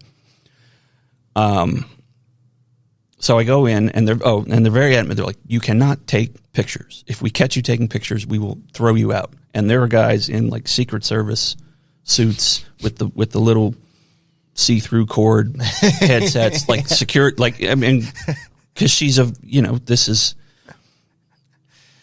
she's an adult film star, but she's a political target too. So no. So I get why why she was being extra careful. And there was like 10 guys I saw try to take a picture, not even of her, just of the strippers in general. And guys would just swarm on them. There must have been like more cameras there than you could see. So I watch her do her set, and it's bizarre, and it's it's like going to. Every guy's done that. It's a stripper act, except there's guys and I don't understand why there were MAGA hat guys there. Like there were guys wearing "Make America Great Again" hats, and I'm like, you're cheering on the person that's basically wrecking his campaign. Like I don't get that. I don't get the logic of that. But then again, it's it's a naked woman. There is no guys' brains just fall out. So I'm trying to figure out, okay, I got to get a picture of her somehow. And there was a line to do like a personal meet and greet, like you shake her hand, you pay for a picture. And it was like going up to like this, it was a long line, and it went up to this private area, like off the stage. And it's getting like late. It's getting like 1 a.m. Like super, like I'm tired. I want to go home. And write this thing too, because I have all these ideas in my head. So I'm standing in line. The guy in front of me, you can kind of just see her. You can see her face pretty clear. The guy in front of me pulls out his camera phone, takes a picture, puts it back down. Nothing happens. Nobody. So no security. You're like, hey man, will you send that to me? And then bounce. I should have said that. Okay. I should have said. You're right. You know what? That should have been. But instead, you said, I'm going to do this too. Well, no, I asked him, I was like, can we take pictures here? And he's like, nobody stopped me. And he wasn't taking a picture of her naked. It was just her face. Like, it was clearly like a celebrity photo op moment that he was doing. So I'm like, okay, maybe I can do it. So I kind of, and I'm the most nervous person in the world. So I'm like trying to like not look like I'm aiming the camera, but I'm like, wait, no, like that. And I get my shot. Somebody moves out of the way, and I get a perfect shot. And I hit the button, and a wall of light hits me. This is a dark strip club. A wall of blinding light, like a flash grenade went off. Blinding light goes off, and when my pupils get back to where I can see, I see the biggest man in a dark suit going, "You get out of here!" And I don't run. I just very military like. Put my phone in my pocket and walk out, and hope nobody's, and I didn't even look back because I didn't want, if somebody was following me, and I just walk out, and I walk to my car, and I think I had a panic attack or whatever, and I drive away, and I'm like, oh, like, okay, I hope they don't. Did you get the photo though? No. Oh, and then I start looking through my phone, and I found the photo, and it's just white. it's a flash went off in a super dark strip club. It's just white. Was it your flash? Yes. I forgot to turn the flash off. Or it was on auto. So you're very good at incognito. No, it was on auto. I never mess with we all take it, like, the phones make it so easy to take a halfway decent picture. We don't mess with the brightness or anything. I had the auto on, and the phone's like, oh, it's dark, better use the flash. And I just think it's funny that just all this light it just blinded everything. I literally couldn't see my hand in front of my face for like a second. All I could just see was white light. And I didn't even get the picture. And so we ended up having to pull a picture from social media of somebody that got a picture with him. Everybody was like, hey, remember that idiot last night who... Oh, no, I was one of 20 idiots that night who tried to do that. Like, it was more common than you think. Like, I saw guys going off? Flashes going off, pictures going off, like... they're like, oh, rules don't apply to me. I mean, I shouldn't talk. I'm that guy. But it was my job, to be fair. I think that's theirs too. Okay. Yeah, you're right. But I guess to other people, I was like, it's just another friggin' pervert. He didn't even take a picture of when she was naked. What? I don't get that. It all happened so fast. I bet you could source one online if you needed I guess so. And that's what we ended up doing. We went on Instagram and found somebody who took a selfie with her. And I mean, you were saying like you didn't get a photo of her naked. I'm like, no. That guy's like, well, I wasn't trying. I don't understand why somebody would even want to grab a photo, because it'd be like, couldn't you just Google and find one? Yeah, exactly. Like, it's her living, right? I think it's like, I was there, I was close to it. It's not on my screen. I was close to her, not it. Sorry. Yeah. She is a person. Yeah. She actually doesn't live far from here. She lives in Forney, I think. I actually met her. Speaking of another story that I remember that was good, I think it was 3 years before the Exotica convention came to town. I don't know what that is. Exotica is basically the porn trade convention for the adult film industry, and the Kay Bailey Hutchinson Convention Center. Place. It was nice. It was like, no, it was colorful and people were friendly. There was a lot of creeps, and that's what I'm saying. Like, is there like creepy? I feel like members only jackets with wire, glasses. Like white New Balances. Yeah, there were a lot of creepy looking guys. I ran into people I knew there. I mean, it's a ubiquitous thing now, right? So the story was, I'm a super nervous person. I was going to ask out as many porn stars as I could on a date. And I go to the first person. I remember Gianna Michaels. I remember because she was super nice with me and making fun of me because she could tell I was nervous. And I had like a list of questions. I was going to do like 3 or 4 features on this thing for some of my other outlets. And finally I asked her, would you go on a date with me? And she goes, no, clearly you're not confident. And I had this idea to take a picture. I brought a rose, and I thought like maybe I'd offer a rose to a porn star. And she comes around the table and sticks the rose in my mouth, and then does like she could tell I was nervous, and she like just got me out of my shell. And then so I had to do that 19 more times. 2 of them were guys, which led to interesting conversations of like, oh yeah, like what their social life is like and stuff like that. Yeah, so there was that one. Oh, and so Stormy Daniels was one of the people I asked out. Did anybody say yes? One said yes, and I didn't realize it until like I got like 2 or 3 away. I was like, wait a minute. Kiefer Sutherland said yes. Kiefer Sutherland was, I forget the college, but she became famous because she filmed like an OnlyFans show in the library of her college university. It wasn't OnlyFans, it was whatever was before OnlyFans. But like the story went viral, and she had this career, and she was like, yeah, we could go to Six Flags or something. And I was like, oh, okay, thank you. And I walk away, and I was like, wait, she said yes. And then I couldn't, what am I? And by the time I got to the end of it, I realized, you know what? It's it's creepy to ask. It's creepy to ask them on a date, but it's probably the least creepy question they've gotten from a fan or a request from a fan. They get hit on all the time. Which you don't think about because first of all, I was super nervous to even do this story. Which means if I'm super nervous to do a story and I don't pass out, I know it's going to be a good story because I like. Who picked that story up? The Observer. Okay. Yeah. Because there was a big controversy about like why is the city allowing this den of sin to be used in a public and blah blah blah.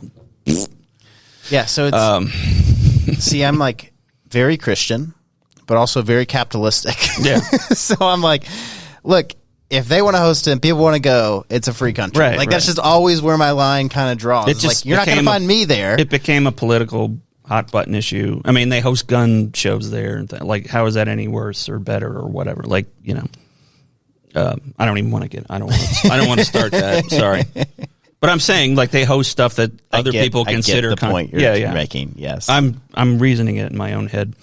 Do you think you'll ever go to another city and start writing, or is Dallas home forever? I never say never. I like just going where whatever takes me. I'm not in a rush to move. First of all, I'm stuck in a lease right now. So if I wanted to move, I couldn't afford to. No, Dallas is the city I've stayed in the longest in my career, and I kind of feel like it's home for me right now. I have friends. I have friends who are readers. I have people who read, who recognize my stuff. I'm on a dating app, and I had a girl come in and say, "Oh, I saw your I read your story about this place," or I read, like people tell me they read. Like, what up? I'm famous. Print journalism. It's right up there with capital gains investor, whatever if I knew anything about business, I wouldn't be a writer. One time, a girl messaged me on Instagram. She's like, "Hey, I saw you on Bumble and I swiped left. But I really think your businesses are super cool. I just didn't want you to think that I was interested in dating you." I was like, "That's not. I mean, all right. That's kind of nice. She's honest. I met my better wife than being ghosted. I met my wife on Bumble. Okay. We both swiped right. So I avoided it for years. First of all, I kind of not avoided dating. I didn't think I was worthy of. I don't want to get too deep into this, but I didn't think I was like capable of attracting someone or whatever.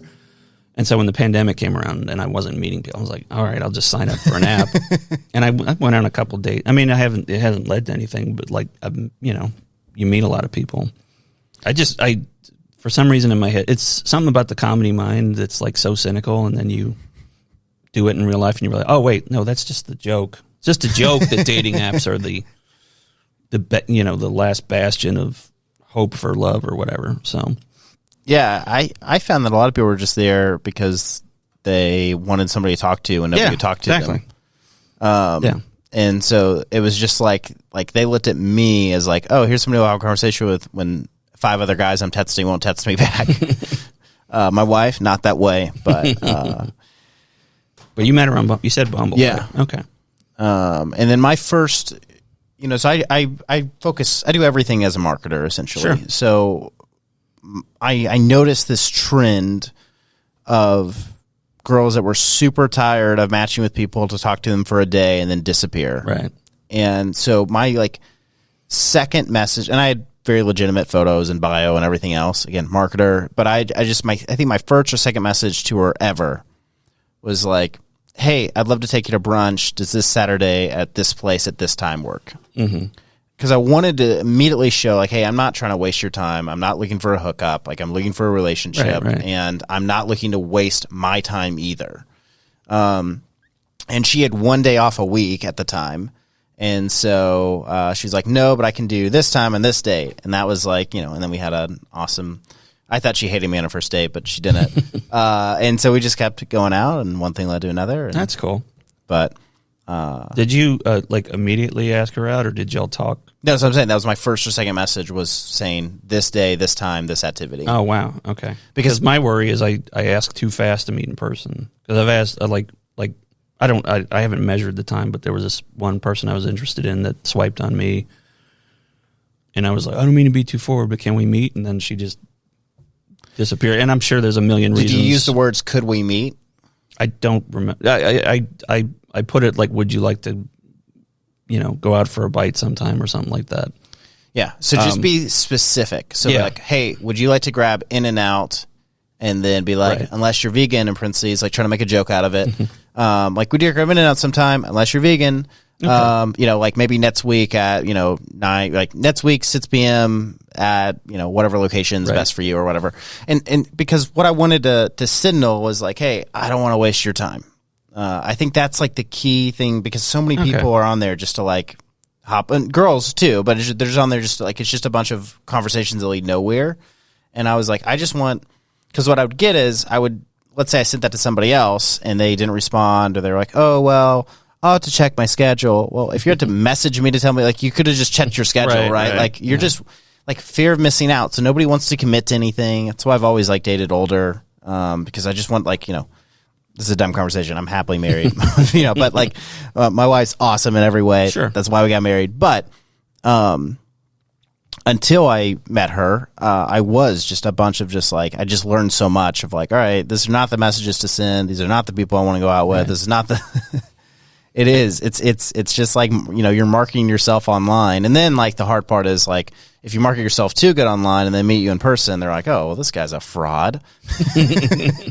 I never thought of it as marketing. I've always kind of, in college, I mean, we're all different people, but like, I discovered punk in college, so I was like, screw marketing and advertising sucks and blah. And I still kind of have that. And I'm going to be a writer. Yeah. I'm going to throw the establishment off. And, I wanted to do comedy. I just discovered Bill Hicks, who is very subversive, very influential, very subversive comedian, talks about very deep issues and things.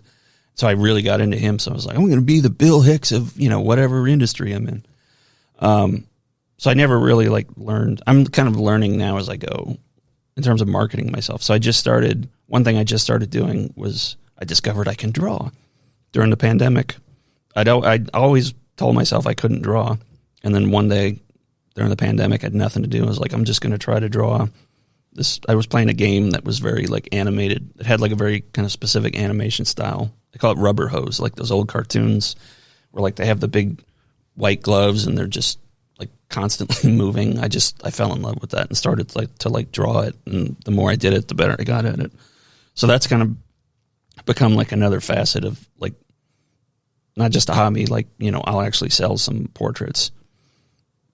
So I'm like, okay, well, how do I market myself for this? And I just started basic. I was just like, hey, telling my friends, hey, would anybody like to, if I offered to sell you, a portrait that you wanted drawn, would you buy it?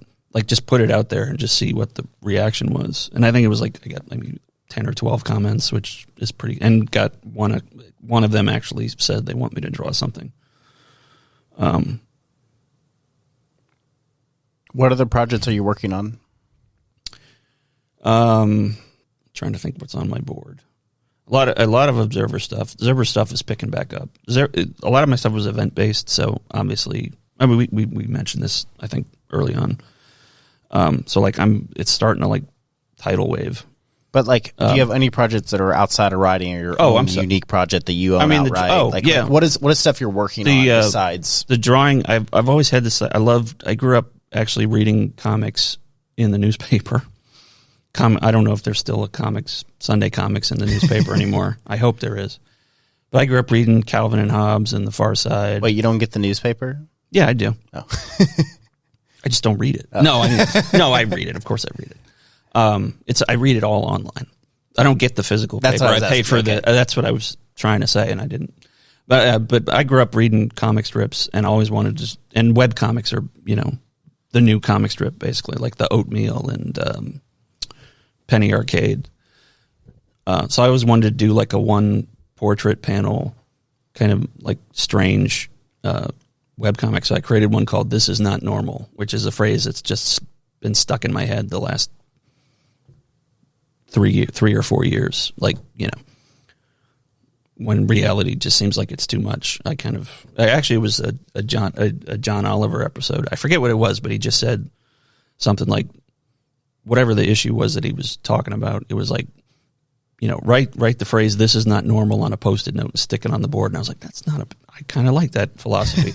And so the phrase just kept running around in my head. And I always had this idea for a comic strip of like this one, everyone has this one person. It kind of looks like me, but it's kind of it's not exactly, it's probably based on me, it's based on me, but he's always like witnessing things that don't seem like reality. So, and he's in like every scene I draw, he's somewhere in the scene looking at it. So like the first one I remember doing was this little guy is walking down the street and he sees a guy wearing a shirt that says Uber, and there's a guy in a business suit riding piggyback on him, waiting across the street.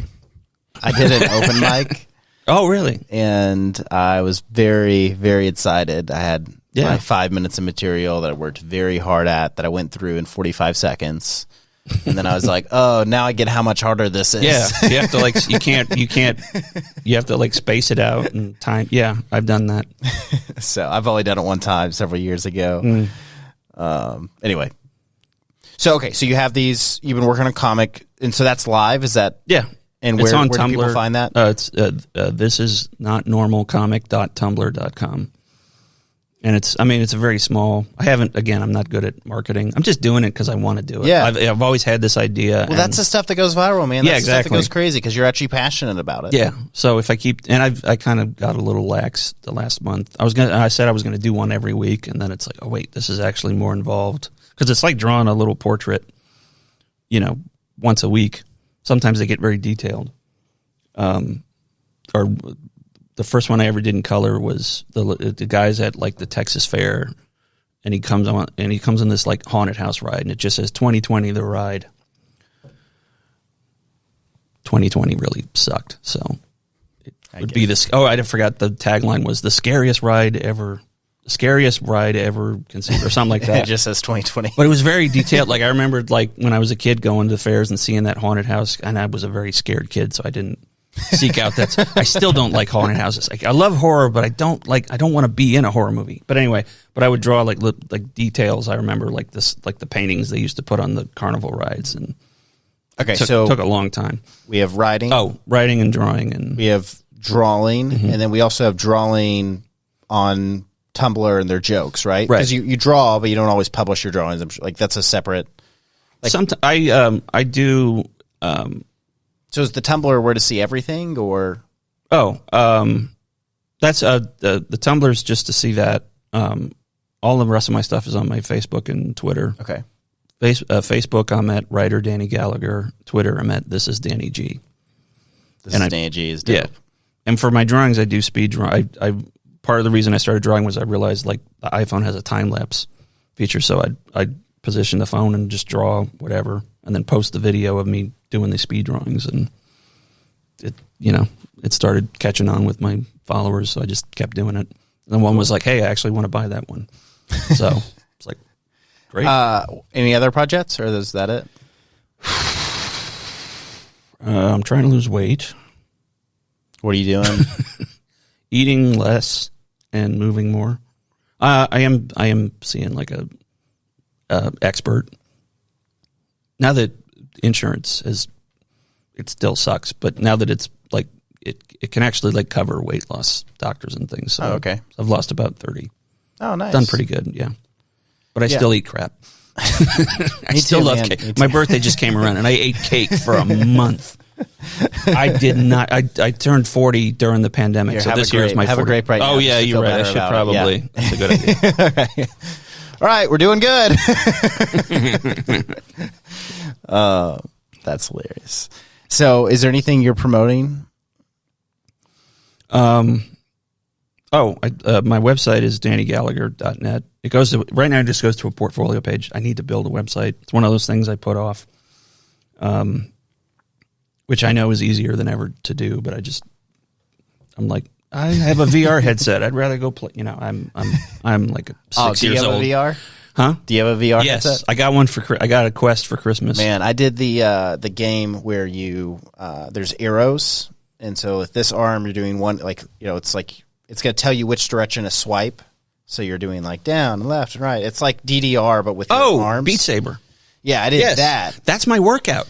And Beat Saber is what I do my 30-minute cardio workout with. Man, that blew my mind. Yeah. I just kept, at one point I was just like, all right, I started to freak myself out while I was doing it. I was like, I don't know, did I just die and enter a dream?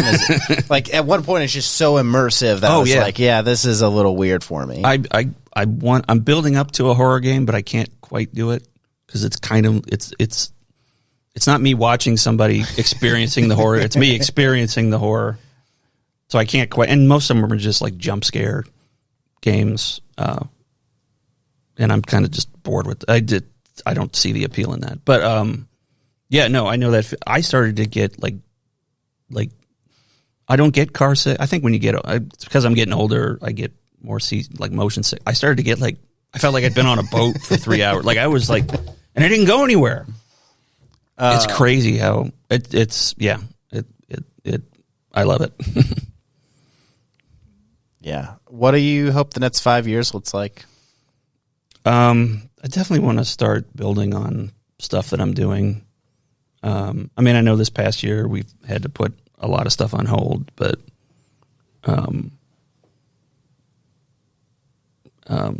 it was kind of it was, how do I say it? Like right before the pandemic, I was really kind of starting to. I'd just gone through a really depressive episode, and 2 or 3 years ago. Like to the point where okay, I need professional hospital outpatient help, and got better, got on the right medicine, and got what I needed basically to be able to just function and feel good about myself. And then it took a little while for things and because I did that, I had to take off work for a month and a half. So when I came back, it took a long time to rebuild it, and 3 or 4 months before the pandemic, it was really starting to ramp up. And then all of a sudden, 90% of it was gone. And so what was gone? Just writing work, observer work, pitching. Because it just affected everything because some businesses, restaurants couldn't open, so they can't pay for this and they can't pay for that, and that means less funding for this or that or whatever. I don't know all the details. I just know the work just kind of closed up because a lot of people were worried this was going to be another Great Depression on top of a pandemic, So people were just really Which I still cautious. think that's coming. I just don't think it's. No, I think we've inflated things enough, but eventually the inflation has to rescind. Right. So basically during the pandemic, I had kind of just time to, I don't know, just kind of, I'd basically take a vacation, not a physical, just, take a break from things, and which maybe you felt you came back a better writer. Yeah. I mean, I think every year I get better because, but you think the break helped your mind just be creative again? Because it was dead, I mean, it's, I miss so many deadlines. It's, I don't know how I have a career. I really don't. I'm shocked, anyway, I'm not really selling myself. This is why I'm not in marketing. No, I mean, writer life is you live by deadlines, and, so it's okay, I got to work on this. All right, that's done. Now I work, got to start working on this. Some you can't do at the last minute. You have to work them over a period of days or whatever. And so, I don't want to say the pandemic was a good thing. It wasn't. It just gave me a chance to kind of slow down and just look at everything and realize okay, I don't have to, I can take a break from life or whatever. You don't have to go on vacation. You don't have to go somewhere to take a break, I guess is what I was trying to say. Because I haven't taken a vacation in a long time, except for family stuff. And it kind of allowed me to see okay, what else can I do? I can draw. Oh, turns out I can draw pretty well, actually. or better than I thought I could. Do you write about the mental health struggles and stuff like that? I try to keep it personal. I journal. One thing I did coming out of the outpatient treatment was journaling, which sounds like something every writer should do. But, you know, at the end of the day, the last thing you want to do is the thing you do all day. So, but it is kind of like part of my routine for like sleep is like looking back over my day. Okay, I accomplished this. Okay, I didn't get this done, but here's what I did accomplish, and here's how I feel about this. It just helps you unpack a lot of things. Yeah, because I just feel like you as a writer and somebody who struggle with that could probably like write columns that could help other people that struggle with it. Yeah, I mean, if the job I'm sure there's jobs that or opportunities I could pitch that kind of thing. How do we get connected, by the way? Do you know Joe Papalardo? Yeah. Okay. He was my boss for a while at the Observer. Yeah, he came on. Yeah. Insane episode. He's written 4 books. Sunflowers. Yeah, he knows just everything. He knows everything. He knows everyone. And Christian McFate. He's coming on in a couple weeks. I met him when he worked at the Observer, and I'm actually working. I started freelancing for the magazine he runs now. So cool. Danny, thanks for coming on. Thank you, man. Thank you for again. There's a camera right there. Oh, is it? Nobody gave me food or podcast. I love flat that. earthers probably can't afford it. So, that's all.